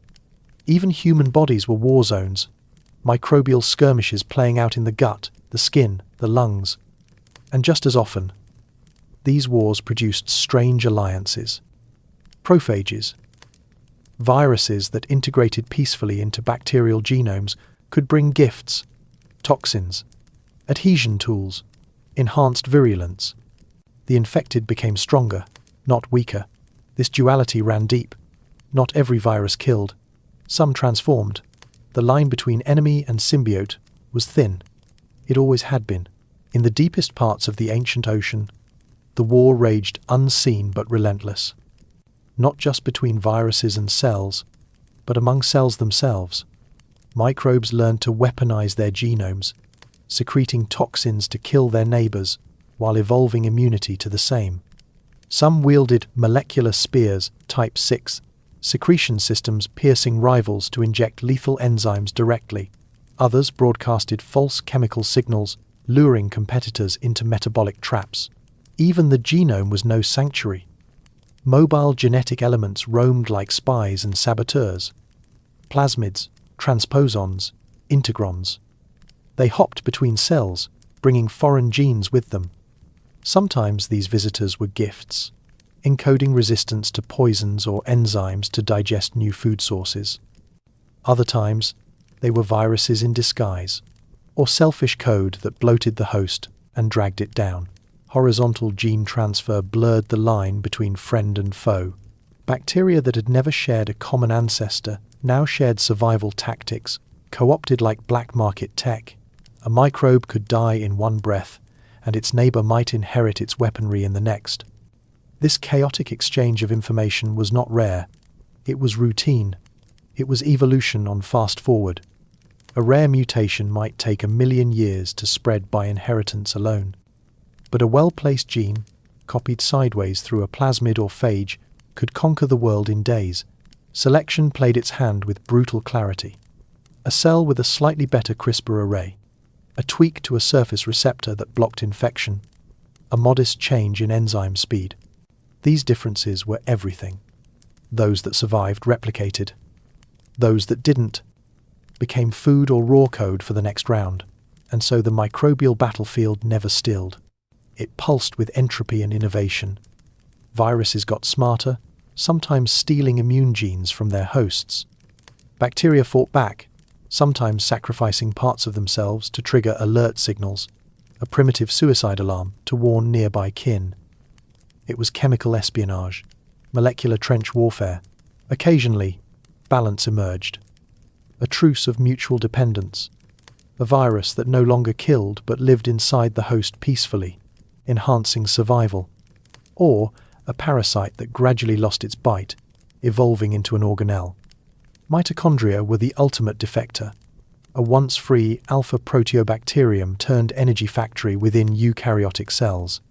Their ancient cousins were long gone, but their genes echoed on. The rules of this war weren't written. They were etched in survival. Complexity wasn't a goal, it was a side effect. The more strategies a microbe developed to survive infection, the more machinery it needed. Over time, some lineages grew bloated with defenses. Others shed bulk, relying on stealth and speed. Every breath of air we take, every drop of water we sip, contains the echoes of these wars. The CRISPR scissors used in gene editing today are ancient weapons forged in microbial fire. The enzymes in our cells, the organelles that power us, the very structure of our genetic code all are shaped by this ancient battlefield. Long before multicellular life dreamed of rising from the seas, the microbial wars had already built the arsenal of evolution, not through brute force alone, but through memory, sabotage, sacrifice, and perhaps most enduringly, the willingness to steal whatever worked. Life, in its smallest form, had already learned that survival wasn't about playing fair. It was about never staying still. It didn't breathe oxygen, it didn't photosynthesize, and it didn't know DNA the way we do. Yet LUCA, the last universal common ancestor, remains the ghost in every gene. It is not the origin of life, but the great fork, just before life burst into complexity. A single thread in the ancient web of biochemical chaos. LUCA was not the first, but it survived the storm. It likely drifted in hydrothermal vents. Not the volcanic ones we picture belching fire, but the alkaline, serpentine kind. The kind that leak hydrogen gas and minerals through porous rock, creating cells before cells existed. There, protected from ultraviolet light and temperature swings, LUCA may have nestled inside the walls of mineral microchambers, stealing gradients of protons to power its primitive machinery. It didn't look like anything you'd recognize. It had no nucleus, no organelles, no skin, but it had a metabolism, a messy, semi-autonomous chain of reactions. It was not a self-made god. It was more like a hungry pattern. LUCA probably used RNA to store information. DNA came later, polished by evolution's relentless efficiency. Its proteins were cobbled together from 20 amino acids, the same 20 that dance inside you right now. It had ribosomes ancient and clunky, but shockingly similar to ours. This is one of LUCA's great gifts. Every life form we know, microbe, fish, fungus, philosopher, still builds proteins on a scaffold LUCA knew first. Its genes hint at what mattered most. LUCA could likely fix nitrogen, harvest carbon, and sense its chemical environment. It had enzymes for tRNA synthesis, ATP energy transfer, and membrane maintenance. These aren't luxuries. These are life's bare minimums. But LUCA also had limits. It probably lacked many things. No complex lipid pathways, no ability to photosynthesize, no tools for oxygen metabolism. Oxygen would have poisoned it. This rules out surface-dwelling ancestry and places LUCA deeper inside Earth's crust or at the ocean floor. It was not the first cell, nor the only cell alive at the time, but it was the one whose descendants didn't die. Every tree of life, from archaea and bacteria to the eukaryotes who build empires and sing songs, can trace its roots back to LUCA. Its survival wasn't destiny. It was luck, persistence, and just enough coding power to replicate before entropy claimed it. The environment was likely not a single place, but a kind of place, chemically rich, warm but not boiling, with gradients of energy waiting to be exploited. A place where inorganic molecules could be nudged into organic chains. Where life didn't just emerge, it got stuck, iterated, and adapted. LUCA wasn't life's spark. It was the ember that refused to go out. LUCA's world would not have felt alive in any modern sense. It lacked trees, lacked animals, lacked even the scent of oxygen. No lungs to breathe it, no leaves to absorb it. The atmosphere, rich in methane and carbon dioxide, choked the sky in a reddish haze. The oceans, teeming not with fish but with chaos, boiled around hydrothermal vents, columns of heated minerals thrusting like volcanic needles from the seafloor. In these submerged shadows, LUCA's ancestors played their molecular games, groping blindly toward survival. And yet LUCA was not the start of life. It was, rather, the convergence point of survival, an apex of sorts. Somewhere before it, other lineages had flickered out. Chemical systems that copied but failed. Organisms that metabolized but collapsed under entropy. LUCA did not invent life. LUCA survived it. Most scientists believe LUCA lived around 4 billion years ago, though this date stretches and contracts depending on which line of evidence you pull. Some claim LUCA came into existence a few 100 million years after Earth's crust cooled. Others push its birth later, near the tail end of heavy bombardment. The truth is, probably messy life. Likely emerged more than once. And LUCA's line is simply the one that didn't vanish. So what kind of creature was it? Not a cell, at least not by our modern standards. LUCA likely lacked a fully enclosed membrane. Instead, its innards bled into its environment, semi-compartmentalized within porous mineral structures. The vents themselves might have served as primitive skin, forming natural chambers where chemical gradients could be exploited. Energy flowed from alkaline fluids into acidic ocean water, powering reactions in a kind of natural battery. LUCA harnessed these gradients. It didn't need sunlight. It needed imbalance. The enzymes it used were primitive, but recognizable. Its genes coded for the foundations of life as we know it: ribosomes, tRNA synthetases, RNA polymerase. It likely used RNA and DNA simultaneously, transitioning between the two in a hybrid system. LUCA could transcribe, translate, and replicate, but perhaps not with the finesse of later cells. Its toolkit was robust, selective. Evolution had already favored stability. LUCA's genome may have included hundreds of genes, perhaps over 1,000, but it didn't yet have everything. It could not fix nitrogen, could not photosynthesize, could not form spores. It lacked complex membranes and the molecular machinery for mitosis. In a sense, LUCA was complete enough to endure, but open enough to diversify, and diversify it did. Its descendants split rapidly into bacteria and archaea, and from those branches, much later, would come eukaryotes. But LUCA itself stood at that junction, the last shadow before the split.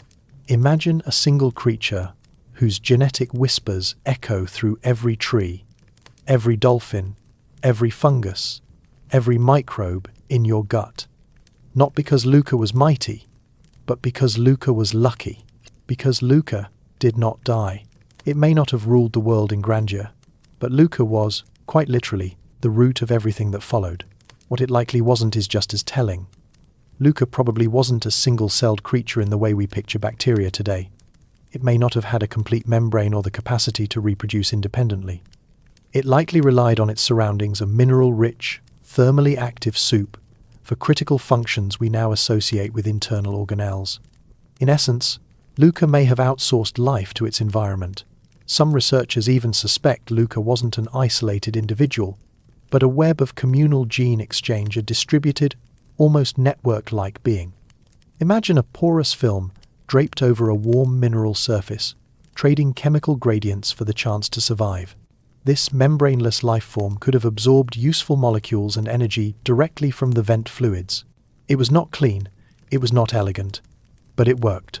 LUCA's genome, based on reconstructed ancestral genes, might have consisted of around 500 to 600 genes. These weren't tightly organized like our chromosomes, but lightly scattered across plasmid-like fragments. Among them, genes for ATP synthase subunits, the molecular turbine that powers our cells, components of the ribosome, the protein-making machine, and enzymes for basic metabolism. These are the core operating system of life, the software that runs on nearly every living cell today. But here's the part that sparks awe. While LUCA's world was alien, the echoes of its molecular code still run inside you. The same genetic letters, the same molecular tools.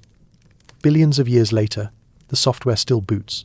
LUCA didn't have DNA repair mechanisms as robust as ours, nor the ability to regulate its genes with precision.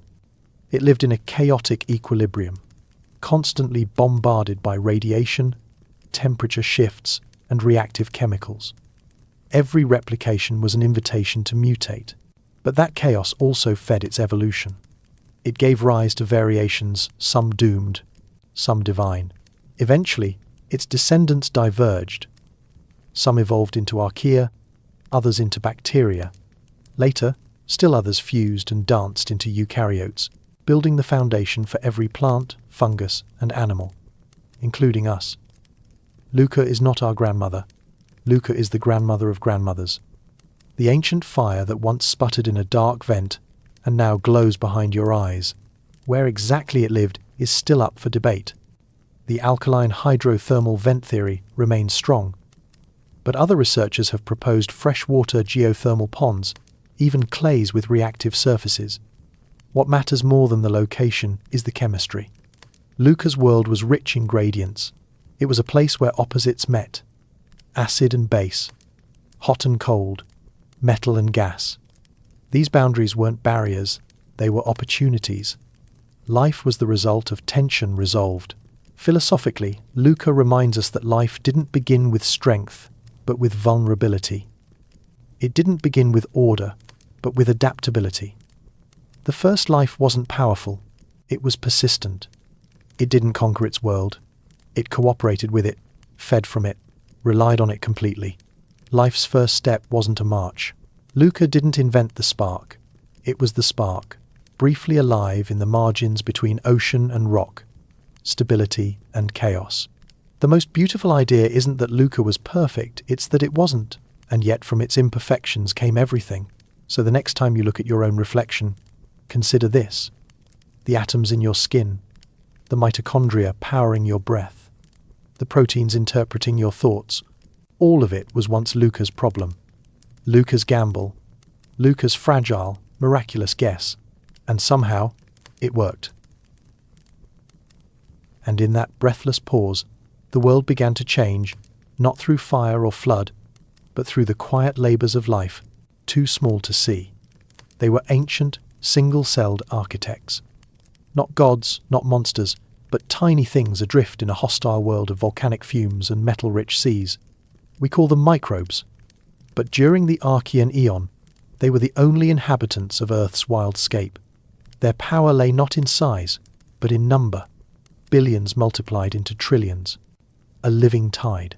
These microbes didn't just survive. They transformed. With no mouths and no lungs, they fed on gases and minerals. Some devoured hydrogen sulfide spewing from hydrothermal vents, belching out elemental sulfur like underwater alchemists.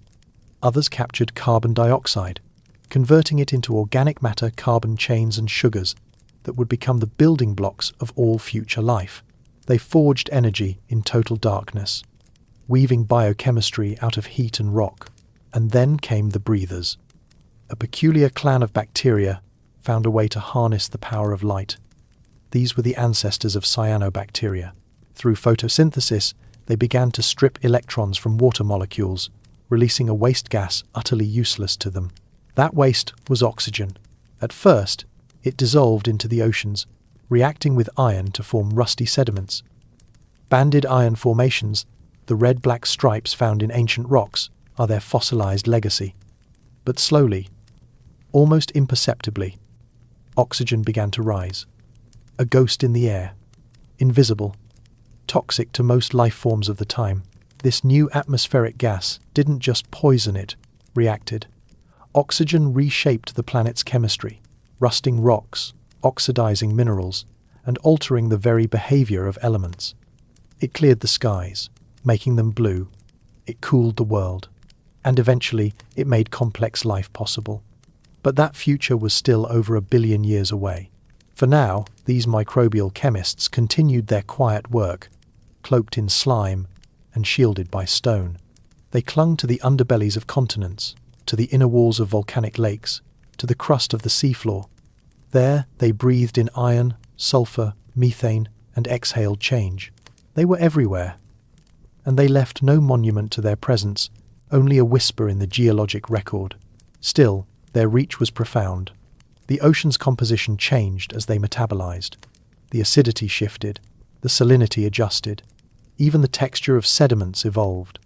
These changes were subtle, cumulative, and impossible to reverse. In every drop of seawater, the microbial biosphere rewrote the rules.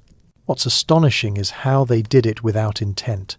No planning, no design, just the emergent, patient unfolding of chemistry guided by life. As the Archean Eon marched on, the Earth began to feel the breath of these tiny terraformers. They would never walk the land, but they made land possible. And perhaps the most haunting truth? They're still here, buried beneath our cities, floating in clouds, living in our guts. They never stopped shaping this world. We're just the latest chapter in their long, silent story. But even stone yields, eventually. Rainwater filtered through volcanic glass, where cyanobacteria nested in secret, clinging to the inner surfaces of mineral pores. These microscopic architects began exhaling their legacy into the world. Oxygen, once rare and reactive, now whispered into oceans dense with iron. It did not rise freely. It sank. Bound with iron, it painted the seabed with rust, leaving behind thick layers of banded iron formations, red and grey silent fossil records of invisible breath. From above, the planet still looked alien. Thick clouds clung low, hiding the blue below. But within that murk, oxygen was slowly gaining ground. Not in air. Not yet. It took eons of binding and burial for the atmosphere to feel the touch of this microbial revolution. First the oceans, then the crust, and only then the sky.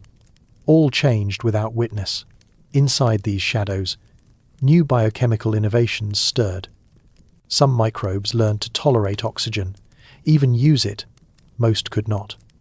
Whole branches of life fled to the deep, the dark, the anoxic. They vanished from shallow waters where oxygen, though still sparse, spelled death. This was a quiet genocide, no roar of extinction, just slow suffocation. The architects of the old world were undone by the byproduct of the new, and yet, life did not mourn. It adapted.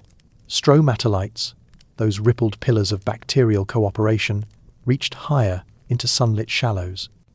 Layers of living cells rose over the skeletons of ancestors, building living monuments across tidal flats. With every cycle of light, they photosynthesized. With every layer, they buried carbon. Over time, they exhaled not just oxygen, but a future. The sky would change. The surface would oxidize. But here in the Archean, it was all still hidden. The transformation, unstoppable, remained tucked beneath waves. Somewhere in a shallow lagoon, a microbial mat spread like a continent in miniature. It thickened with life and waste and light. Each cell, though mindless, contributed to a purpose it would never know. Their waste was oxygen. Their intention was survival. But through this, they rewrote the chemistry of oceans. They were engines running blind. Tides shifted around them. Storms crashed above them. They endured. Over centuries, these mats would bloom, die, collapse, and bloom again. Sediments would trap them. Pressure would harden them. In the distant future, A geologist would slice into stone and see the remains wiggling bands of trapped sunlight, of fossilized breath. This was no conquest. There were no battles, no flag planted, but it was a revolution nonetheless. The planet's crust, water, and sky were being altered permanently by life smaller than dust, older than soil, and more patient than time. The stage was nearly set for a greater upheaval. But in this chapter of the world, the terraformers remained unseen, drifting in biofilms, etching their legacy into every molecule they touched. The Earth's surface had not yet bloomed, but beneath the waves, a breath was slowly becoming prophecy. Soon, that breath would rise. Still, the most astonishing transformation was the one that occurred invisibly, above the oceans, around the continents. A quiet but radical shift. The biosphere began to make its own sky. As photosynthetic organisms churned out oxygen, the gas did not accumulate immediately. Oxygen, in those early days, was not yet free. It was hungry, reactive. It found willing partners in the crust and ocean, especially iron. Rust bloomed across the sea floor as ferrous ions encountered oxygen and fell out of solution, precipitating in blood-red layers. The banded iron formations we mine today are monuments to this invisible dance. For millions of years, the oxygen produced by microbial life was swallowed by Earth's own body. Rocks, oceans, volcanoes, all conspired to consume it. Yet life was patient, unrelenting. Cell by cell, breath by breath, it kept exhaling oxygen into a world not yet ready for it. Eventually, the tipping point came. The sinks were full. The planet could no longer keep pace with the microbial breath. That breath began to accumulate. This marked the Great Oxidation Event. A phrase far too grand for what was, at its heart, a microbial uprising. The air began to change. The sky took on its familiar blue as light scattered off a growing blanket of eau-dew. For the first time, the surface of Earth shimmered with the possibility of fire. It is an irony worth savouring. Life made oxygen, and in doing so, invited both breath and blaze. But oxygen was not a gift to all. To many ancient life forms, it was a poison, a reactive menace, oblivion in gas form. The biosphere that had birthed this atmospheric shift was now split. Some organisms evolved defenses, new biochemistry. Mitochondria, tiny furnaces within cells, learned to harness oxygen's power. Others perished, unable to cope with the very waste product of their microbial kin. This planetary transformation was not just chemical, it was evolutionary. In oxygen's rise, new ecological frontiers opened. The energy unlocked by aerobic metabolism far exceeded that of its anaerobic counterpart. Life could grow bigger, faster, more complex. The silent terraformers had rewritten the rules of survival, and Earth itself began to wear new clothes. Oxidized soils, altered oceans, a sky pregnant with possibility. With each breath expelled by these ancient organisms, the planet inched closer to something recognizably alive. Not merely a rock bathed in sunlight, but a living world shaped from within. The biosphere was no longer just a participant in planetary systems. In this deep time, a simple truth was written into stone and water and air. Life changes the world, not by force, but by persistence. Not through conquest, but through chemistry. The tiniest architects left no ruins, no monuments, only oxygen, rust, and the path forward. The stage was now set. With the air transformed, the oceans stirring, and the crust reshaped, life had cracked open the door to multicellularity, to animals, to us. But for nearly 2 billion more years, microbes would remain the rulers of Earth. Terraformers in silence, authors of atmosphere. They wrote with breath and waited. And the planet, shaped by their exhalations, turned patiently beneath them, awaiting its next breath. The oxygen that filled the skies did not bring peace. It brought volatility. With the surface no longer a silent chemical wilderness, but a living, breathing system, Earth became a world tugged by contradictions. Heat and cold, light and shadow, Stability and collapse all danced across the newborn continents in rhythms we can scarcely understand. The planet, newly terraformed by microbes, now turned against them. What happens to life when the world freezes over? This question haunts the deep past. If we peer back into the Archean and Paleoproterozoic, we find hints of a chilling paradox. The sun, then only about 70% as luminous as it is today, bathed Earth in a pale, cold glow. According to physics alone, our world should have been an ice-locked marble. Yet somehow, liquid water endured, life endured. This is known as the faint young sun paradox, a term coined in the 20th century, but rooted in a billion-year-old mystery. How could rivers have run and oceans have churned beneath such a dim sun? One answer may lie in Earth's atmospheric alchemy. Greenhouse gases methane, especially likely accumulated in thick layers during this era, trapping heat with far greater efficiency than carbon dioxide alone. Microbes, particularly methanogens, were not just survivors, they were engineers of climate. In warm pockets near hydrothermal vents or shallow lagoons, they pumped out methane like invisible furnaces, slowly thickening the sky's insulating blanket. It may have been enough to stave off total glaciation, but only just.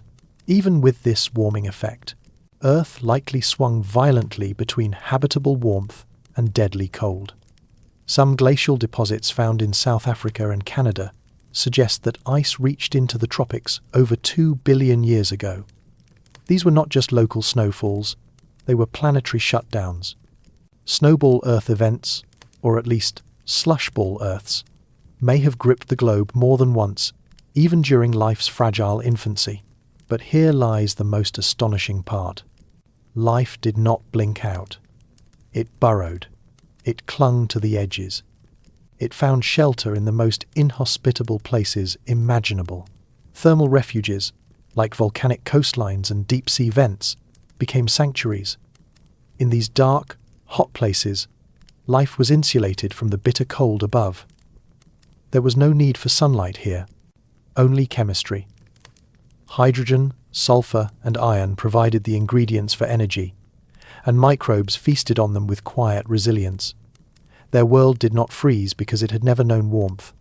The crust, riddled with faults and magma flows, offered protection, a hidden biome of heat in a frozen shell.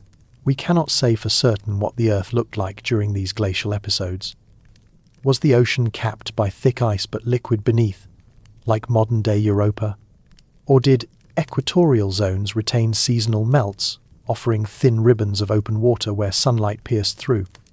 The sediments are ambiguous, the models clash, but the biological evidence is clear. Evolution did not stall. It accelerated, and in this paradox we glimpse something deeper. The strength of life is not in its conquest of comfort, but in its ability to endure in shadow. Endurance in the shadow gave rise to innovation. The world was in flux. Volcanic eruptions painted the skies with ash and carbon. Glaciers carved valleys and then receded, again and again. Earth, even at its most brutal, refused stillness. These cycles of freeze and thaw, eruption and silence, became the metronome to which early life evolved. We imagine evolution as a smooth ascent, a gentle, upward spiral. But in truth, it lurched forward in fits of catastrophe. Climate was not just a backdrop, it was a blade. Cold punished the lazy. Heat punished the rigid. Only the nimble survived. Life became a master of biochemical flexibility. Proteins bent, membranes thickened or thinned, genetic repair mechanisms grew sharper. In such an unpredictable world, organisms that could quickly adjust had the advantage. Mutation was no longer a hazard. It became a tool. Evolution was not just shaping bodies, it was scripting strategies. In this turbulent crucible, the seeds of resilience were sown.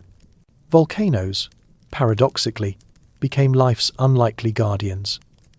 Their eruptions might have darkened skies and choked seas in the short term, but they also breathed warmth into frozen landscapes. Beneath their flows, geothermal systems hummed with energy. These heated refuges weren't just safe zones, they were innovation hubs.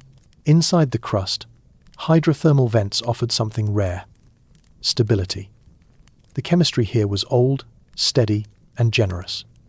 Iron, hydrogen, and sulfur leached from rock. Temperatures fluctuated but never plunged into the deathly cold. In these zones, microbial ecosystems formed webs of interaction so complex they resemble miniature cities. Some microbes oxidized hydrogen, others consumed methane. Still others formed biofilms, trapping warmth and nutrients, like organic blankets. Even as ice blanketed the seas, life danced in these invisible sanctuaries. There is a quiet majesty to this idea, that while continents froze and storms howled across a pale sky, tiny organisms spun biochemical tapestries in the dark. No eyes witnessed it, no minds recorded it.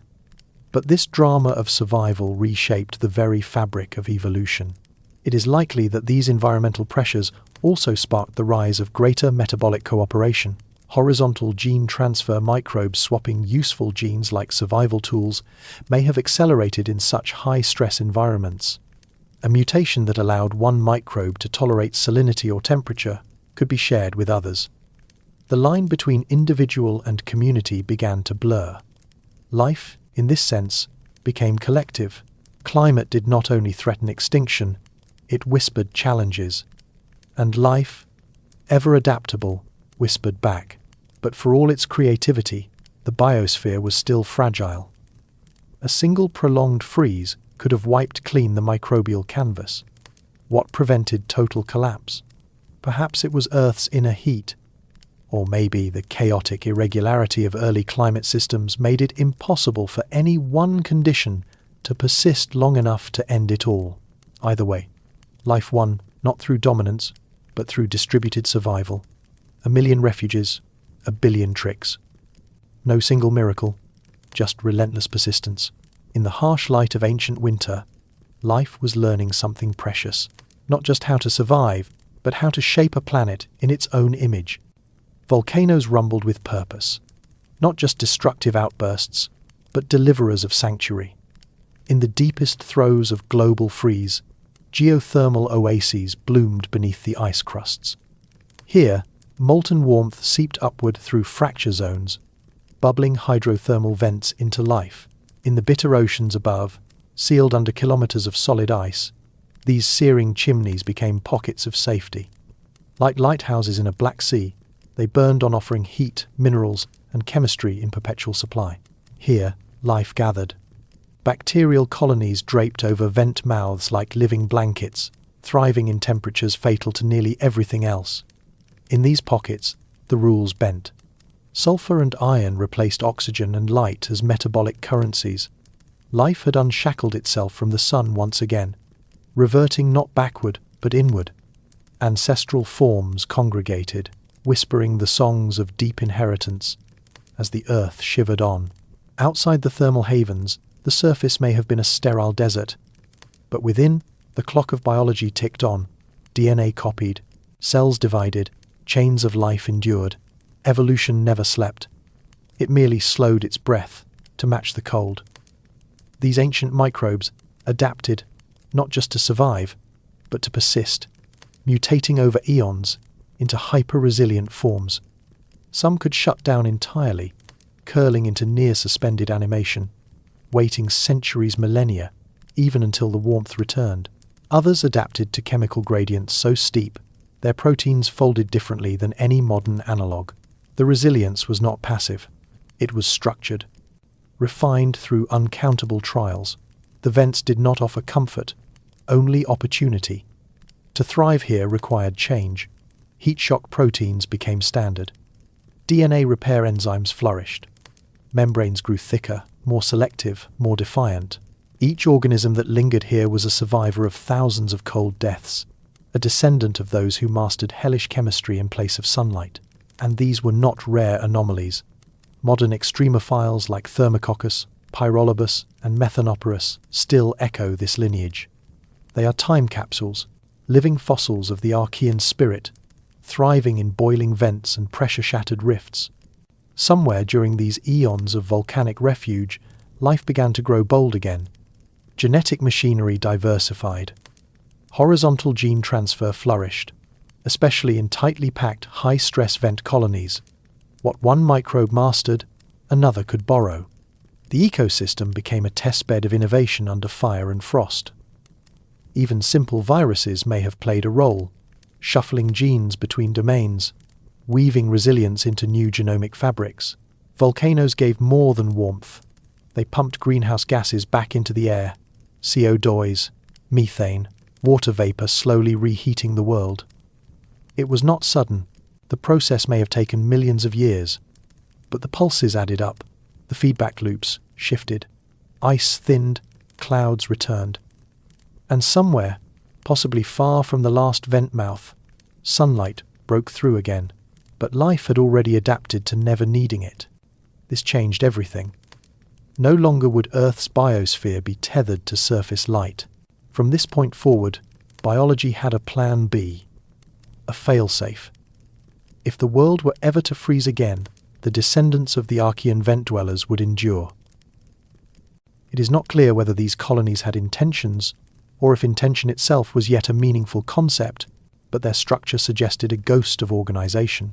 These microbial collectives, scattered across the ancient seas, were beginning to whisper to one another in chemical tongues. Within their fragile membranes, the earliest hints of coordinated metabolism were taking root. Each cell, primitive and incomplete, was still astonishingly capable. The story of complexity did not begin with size or form, but with choice. Which molecule to use, which byproduct to keep, which path to take in the molecular maze of survival.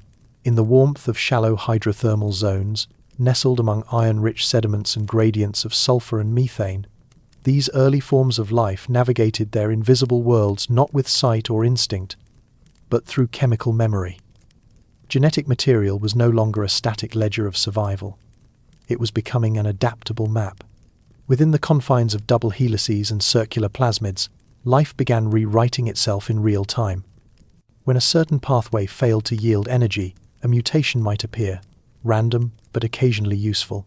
And those that succeeded passed on more than just information. They passed on a chemical context, a metabolic whisper that made the next attempt more likely to work. What emerged was not a leap, but a drift toward more convoluted methods of extracting energy, of managing waste, of storing carbon or nitrogen or phosphorus. Some colonies developed specialized roles. Some guarded against pH swings, some converted sunlight with greater efficiency, while others huddled deeper in the sediment, sheltering from ultraviolet radiation and gathering trace elements from volcanic ash. It is tempting to call this cooperation, but perhaps it was more like coexistence. Each member of the biofilm did what it could. Some failed, some thrived, and those that worked well together formed a kind of rudimentary memory. This memory was not stored in brains or organs. It lived in structure, in shape, in repetition. A mat of cyanobacteria that grew taller in oxygen-rich waters might suppress invaders with peroxides, creating a microclimate where only certain allies could survive. The boundary between self and environment, once thin and passive, became active. Some cells thickened their walls. Others evolved protein channels, allowing selective transport. With each adaptation, the biofilm changed the water around it, and with each change, the water reshaped the biofilm. Such reciprocal transformation is the essence of complexity, not merely reacting to the world, but altering it in a way that loops back on the organism, a feedback, a rhythm, perhaps even a prelude to intention. And so, long before eyes or limbs or thought, life found a different kind of intelligence, one made not of neurons, but of feedback loops, not of synapses, but of sulfur gradients and ion flows. It is here, in the silence of these ancient films, that the dawn of complexity begins, not in a flash, but in a slow, recursive murmur, across 1 billion years of soft, microbial breath. But survival meant more than resisting harm. It meant coordination, cooperation. Across the shallow mats and ooze-lined tidal pools, some microbes began to trade resources. It wasn't altruism. It was necessity. Waste products from one cell became nutrients for another. Sulfate reducers fed off the byproducts of methanogens. Iron oxidizers nestled alongside sulfur eaters. In the stillness of those ancient ecosystems, something remarkable emerged, a proto-economy of life. These early consortia weren't yet tissues or organisms. They were loose confederations, fragile alliances of shared benefit. Yet together, they endured where solitary cells perished. Complexity, in its earliest form, had found a foothold not in the architecture of bodies, but in relationships. They didn't need to fuse or merge. They only needed to align. Meanwhile, another shift was taking place.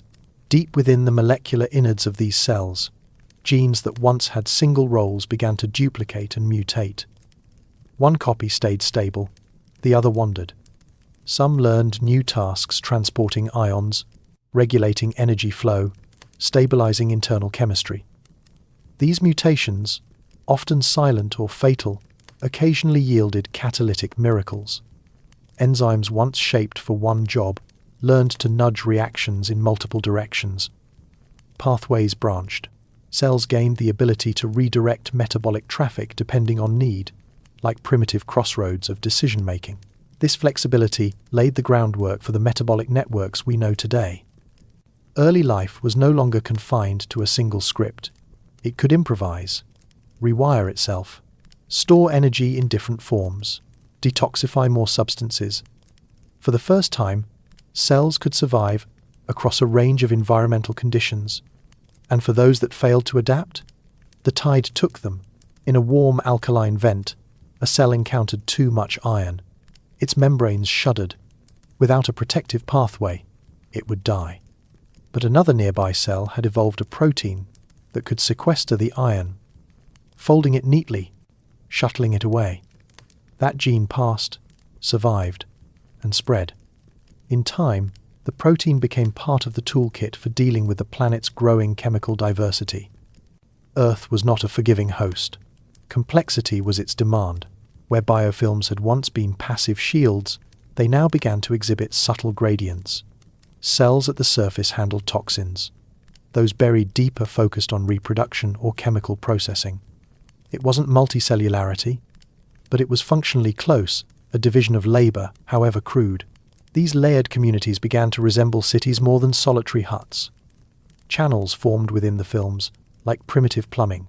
Nutrients flowed, signals passed. There were no brains, no nerves. Yet somehow, the whole managed to respond to changes in light, acidity, and temperature. Life had begun to sense its context, and all of it was invisible to the naked eye. These early symbiotic systems were messy, unstable, prone to collapse, but they left behind clues. In ancient rock strata, chemical isotopes shifted in patterns too precise for random decay.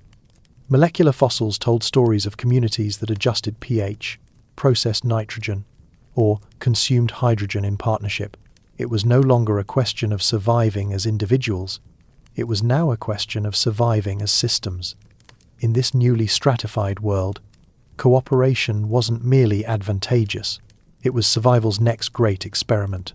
Among the mudflats and scalding pools, filamentous bacteria began to bind together with growing purpose.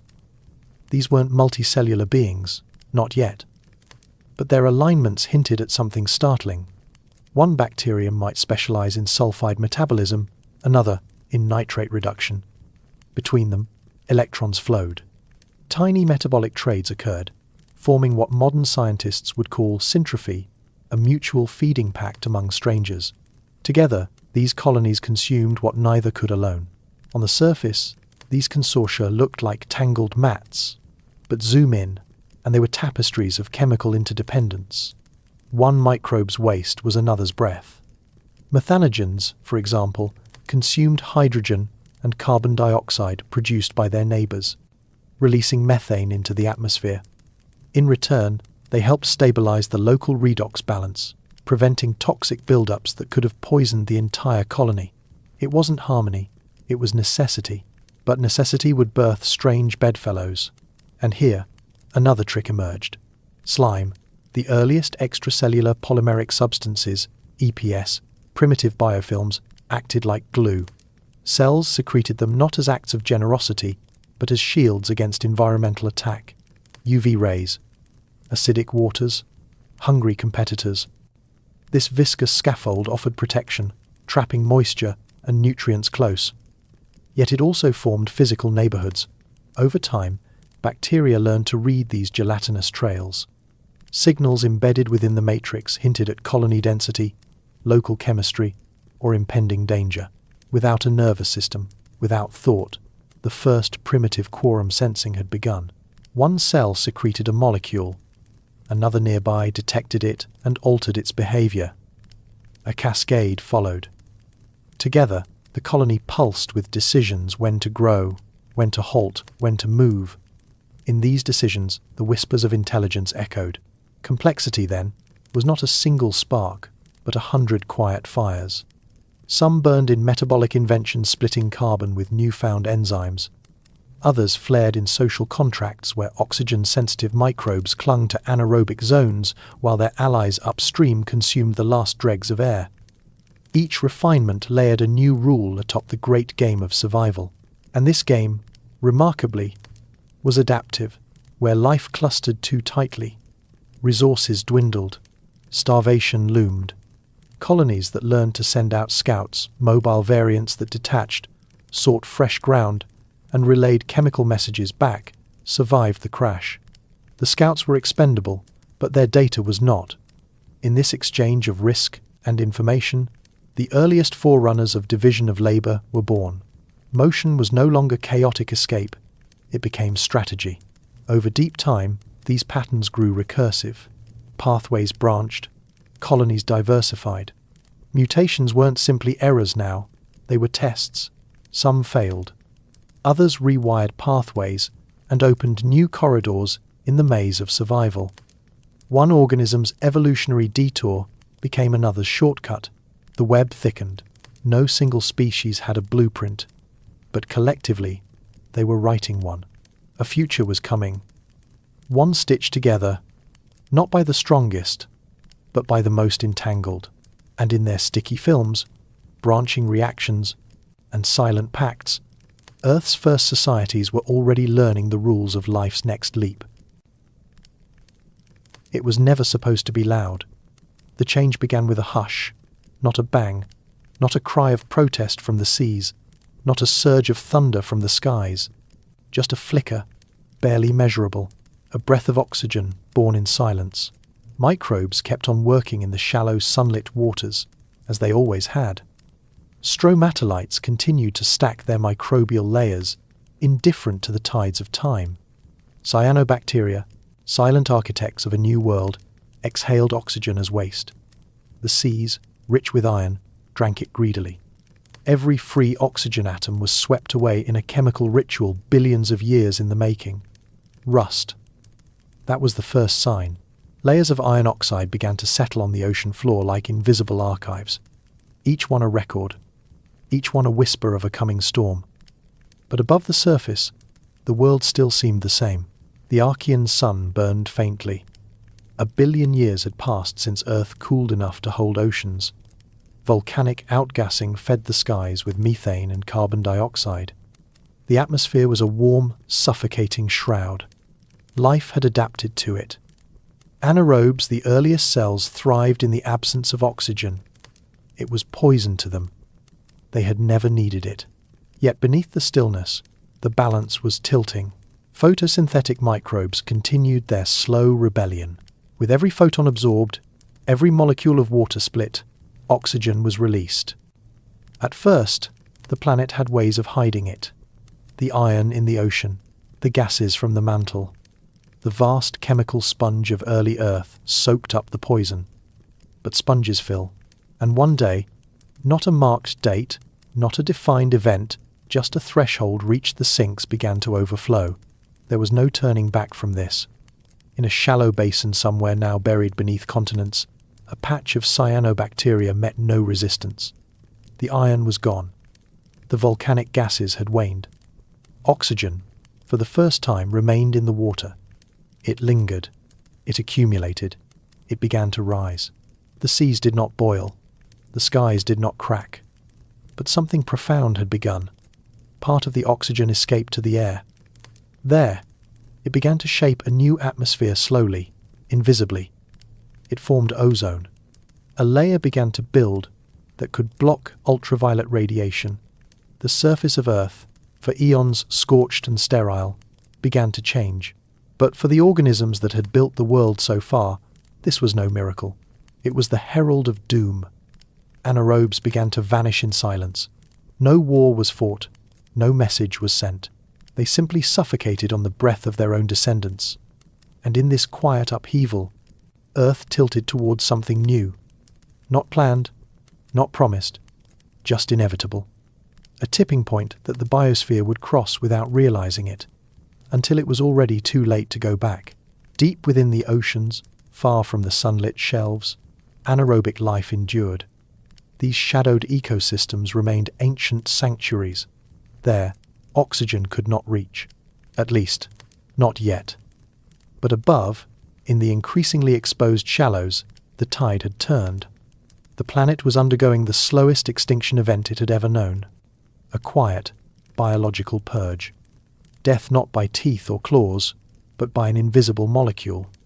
Oxygen, unremarkable to us now, had become the most dangerous substance in the Archean world. It was not sudden.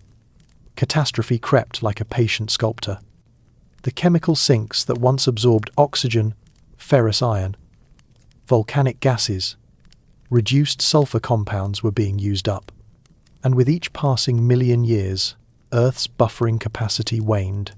It was like a planet holding its breath, only to realize there was nowhere left to exhale.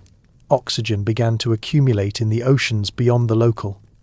Patches of oxic water bloomed and spread. Not everywhere, not at once, but in waves and pockets. It was enough to disrupt, enough to kill. Some microbes adapted. They learned to scavenge oxygen, to tolerate it. A few even learned to harness its power.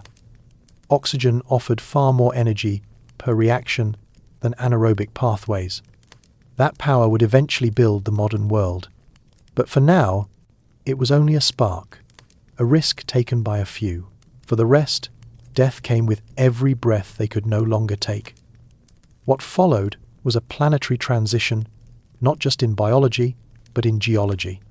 Red bands of oxidized ironstone, the banded iron formations, began to thin. Not because oxygen stopped being produced, but because iron in the oceans was being depleted.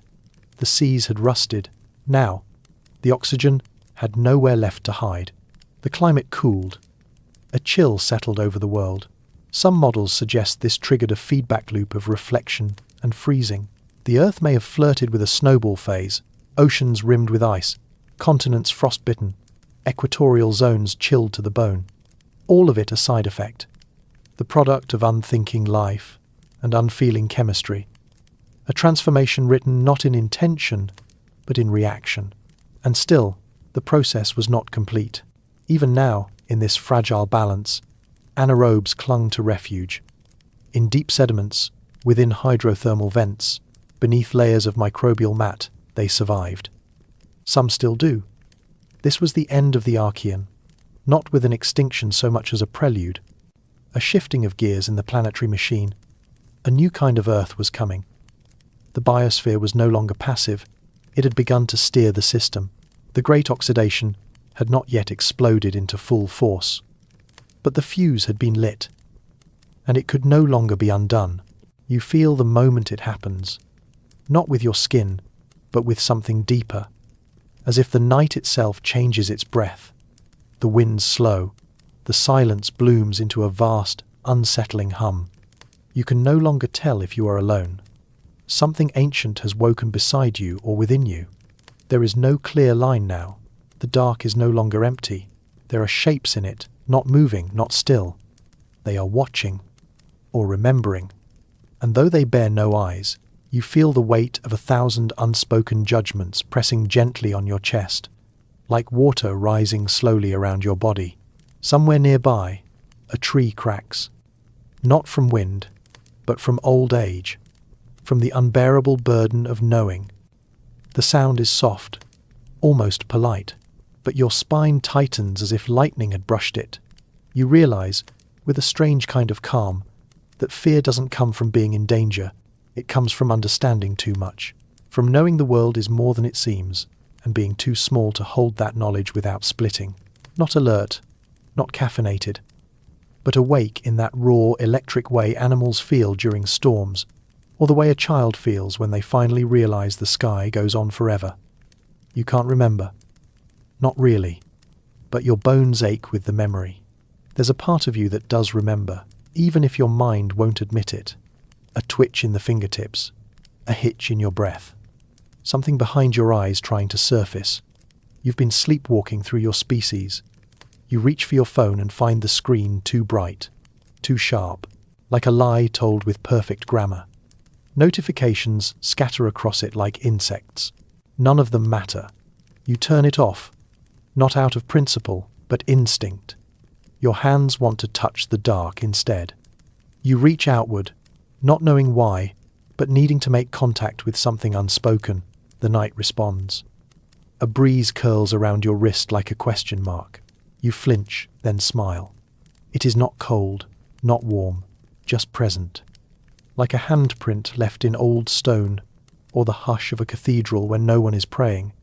And now your senses begin adjusting, not returning, evolving. You notice how different the air tastes when you breathe through your nose, how your skin hears things before your ears do. A shadow shifts again. But this time, you do not shrink from it. You step toward it, slowly, as if not wanting to disturb the fabric of this fragile knowing. Your feet are quiet, bare, reverent. You walk the way a believer walks inside ancient temples. Every step is both apology and promise. And then it happens. You see it, a reflection that shouldn't exist, not in glass, not in water, but floating, hovering, like a memory unfinished. It's you, but not quite. A version of you that never forgot how to feel, eyes wider, shoulders looser. The reflection watches you back, not with suspicion, but sadness, as if to say, "We were supposed to meet sooner." Your chest tightens, not with fear, but with grief for time wasted. You open your mouth not to speak, but to breathe, and the air tastes of dust, moonlight, and truth. You want to run, to laugh, to break something just to hear the sound. But instead, you stay still, because stillness in this moment is louder than movement. The sky leans in, and you finally understand. The world was never quiet. You just stopped listening. The wind does not remember, but the rocks do. Folded beneath layers of time, crusts bent and metamorphosed, lies the whispered archive of Earth's oldest lives. The Archean may be gone in name, its fires long dimmed, but it never truly ended. It dissolved, soaked into the bones of the world, seeded in stones, passed on in lineages that refused to die.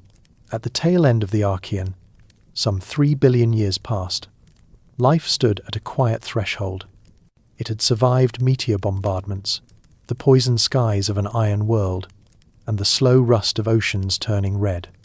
Now, with the crust solidifying and the first supercontinent stirring beneath tectonic pressure, biology had carved out resilience, not dominance resilience. The kind of stubborn endurance that threads itself through extinction and upheaval. Some lineages, like the stromatolite-building cyanobacteria, would push forward boldly into the Proterozoic. Their photosynthetic breath would later fill the skies with free oxygen, forever changing the chemistry of the world and, ironically, dooming many of their contemporaries. These were not sophisticated organisms. They did not think, but they changed everything. Their legacy is not written in words, but in oxidized iron and the eventual ozone canopy that made complex life possible. Other forms slipped away. Obligate anaerobes, once thriving in the deep warmth of Archean seafloor vents, found themselves hunted by a new invisible predator, oxygen. Some adapted. Some retreated into the margins, into sediments, under crust, into hot brines. Some are still there. And then there were the shadows. Fossil records this ancient are sparse, partial, and often ambiguous. The rocks themselves are tortured by metamorphism, but here and there, Like charcoal smudges across a cave wall, microfossils speak softly of now-vanished modes of life, bizarre cell shapes, possible early archaea, ancestral forms of enzymes we still use in our own cells today, each one a letter in an unfinished sentence. To look into the Archean is not to see a museum of glass-preserved specimens. It is to kneel beside a fire long since extinguished, warming your hands on stones that still remember the heat. Some researchers believe life then was more diverse than we assume, that the last universal common ancestor, LUCA, was not a singular cell, but a community of protocells sharing genes promiscuously across mineral scaffolds. If so, the early branches of life were not neat and tree-like. They were a tangled mat, exchanging innovations, experimenting, dying, surviving. A microbial Babel. That chaos birthed order. Slowly, reluctantly. The rise of stable genetic lineages was an act of filtration. Much was lost. But something remained. Something still beats in the mitochondria of our cells. Something still clings to rocks more than 3 billion years old, found in the deep cratons of Australia, Greenland, South Africa, places where the crust itself has held its breath for eons. When the Archean ended, it did not die. It became memory. The journey into the Proterozoic was not a clean handoff, but a slow sifting. From the biological chaos of the Archean, only a few lineages crossed the invisible threshold of time. Cyanobacteria, with their photosynthetic talents, endured. Their descendants still bloom today in ocean shallows and pond scums. Some even form microbial mats so similar to their ancestors that they've been called living fossils. Others faded quietly. The methanogens, once central architects of early Earth's atmosphere, retreated to strange corners. In swamps, in the guts of cows, and in the deep seabed, they survive in exile. Not extinct, just backgrounded. These survivors were not the loudest, nor the fiercest. They were the most adaptable, and in their quiet way, they reshaped the planet more thoroughly than any asteroid or volcano. The rise of oxygen triggered by those humble cyanobacteria became both a mass extinction and a metabolic revolution. Most anaerobic life could not cope. But for a few, evolution found escape hatches. Life began to experiment. New metabolisms, new cellular structures. Eukaryotes may have emerged sometime during this long twilight. Though the fossil record remains faint and debated, the Proterozoic offered enough time and pressure for complexity to begin assembling itself. But to know this, we rely not on bones or shells. Those had not yet evolved. Instead, we listen to stone. In some parts of the world, ancient stromatolites remain locked in outcrops, their domed shapes fossilized like frozen waves. These were not solitary organisms, but communities layer upon layer of microbial colonies building upward into sunlight. Touch one, and you are placing your hand where light once fed the earliest architects of breath. Elsewhere, carbon isotopes whisper of ancient metabolisms. Sulfur signatures hint at life's struggles with oxygen's arrival. Banded iron formations, those rust-coloured stripes in ancient rock, are monuments to chemical warfare, marking the slow oxidation of Earth's oceans. These are not loud records. They do not declare their truths in bold letters, but with careful eyes and persistent questions, scientists have learned to read these minerals like diaries, even when the ink has faded, and still, there is silence. Whole chapters of life erased, overwritten by time, or never written in fossil at all. We know only the victors, and even they are shadows. This amnesia has consequences. If we are to search for life beyond Earth, we must understand how easy it is to overlook it.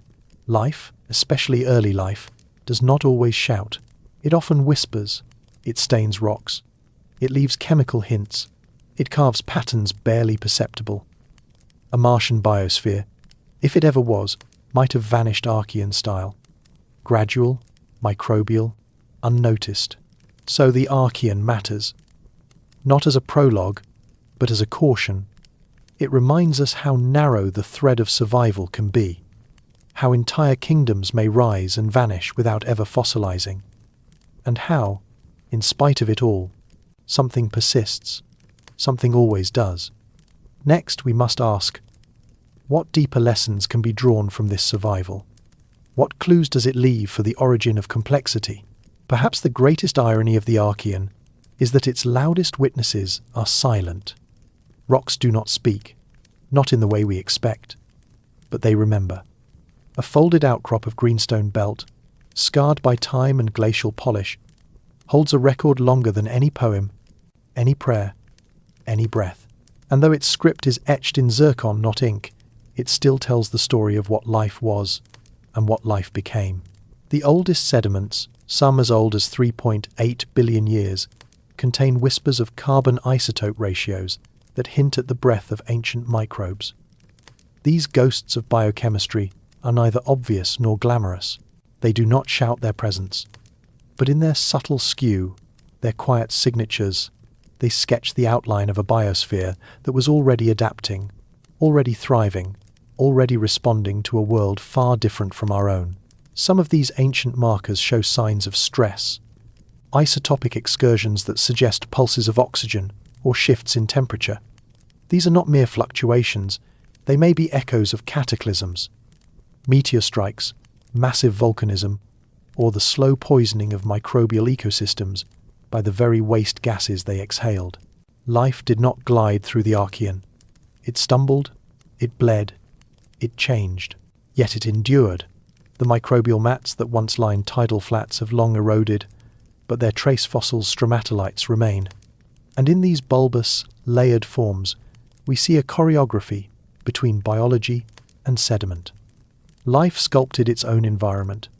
Layer by layer, colony by colony, it built domes of survival. A defense against tides, against drying, against time. Not all stromatolites are fossils. Some still grow in hypersaline shallows today, in Australia or the Bahamas. But their modern forms are not living relics. They are echoes, distant cousins of a style of living that once dominated shorelines across the globe. In their presence, though, we glimpse continuity, a biological practice so successful that, even after billions of years, it still finds use.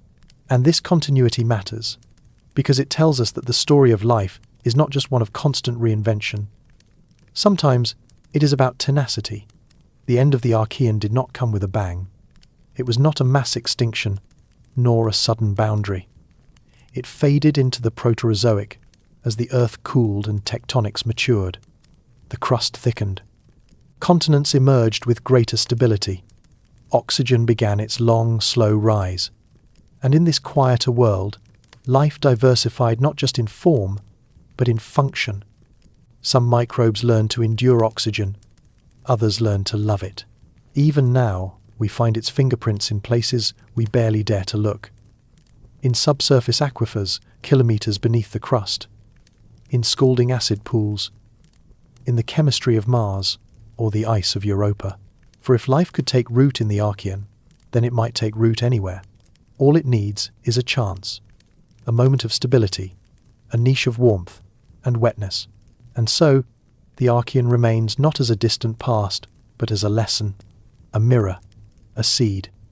If life could bloom in the fire of early Earth, then it could bloom again, elsewhere. Perhaps it already has. We simply haven't listened closely enough.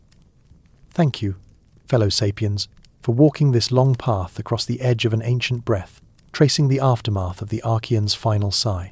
If this story gave you a moment of quiet awe, or stirred a new curiosity about the long shadows beneath our feet, or helped you feel just a little more connected to the strange persistence of life, then we are deeply grateful you were here.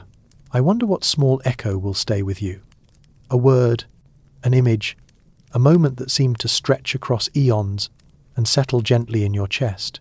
The first rust in shallow seas, the slow death of the old breathers, the rocks still whispering beneath our cities. If you feel like leaving a trace, share your echo in the comments. These small reflections are what build our quiet community. If you'd like to join us again, you can like, subscribe, or simply wander back when the next story rises. The path ahead winds through stranger ages still. Until then, stay curious, stay thoughtful,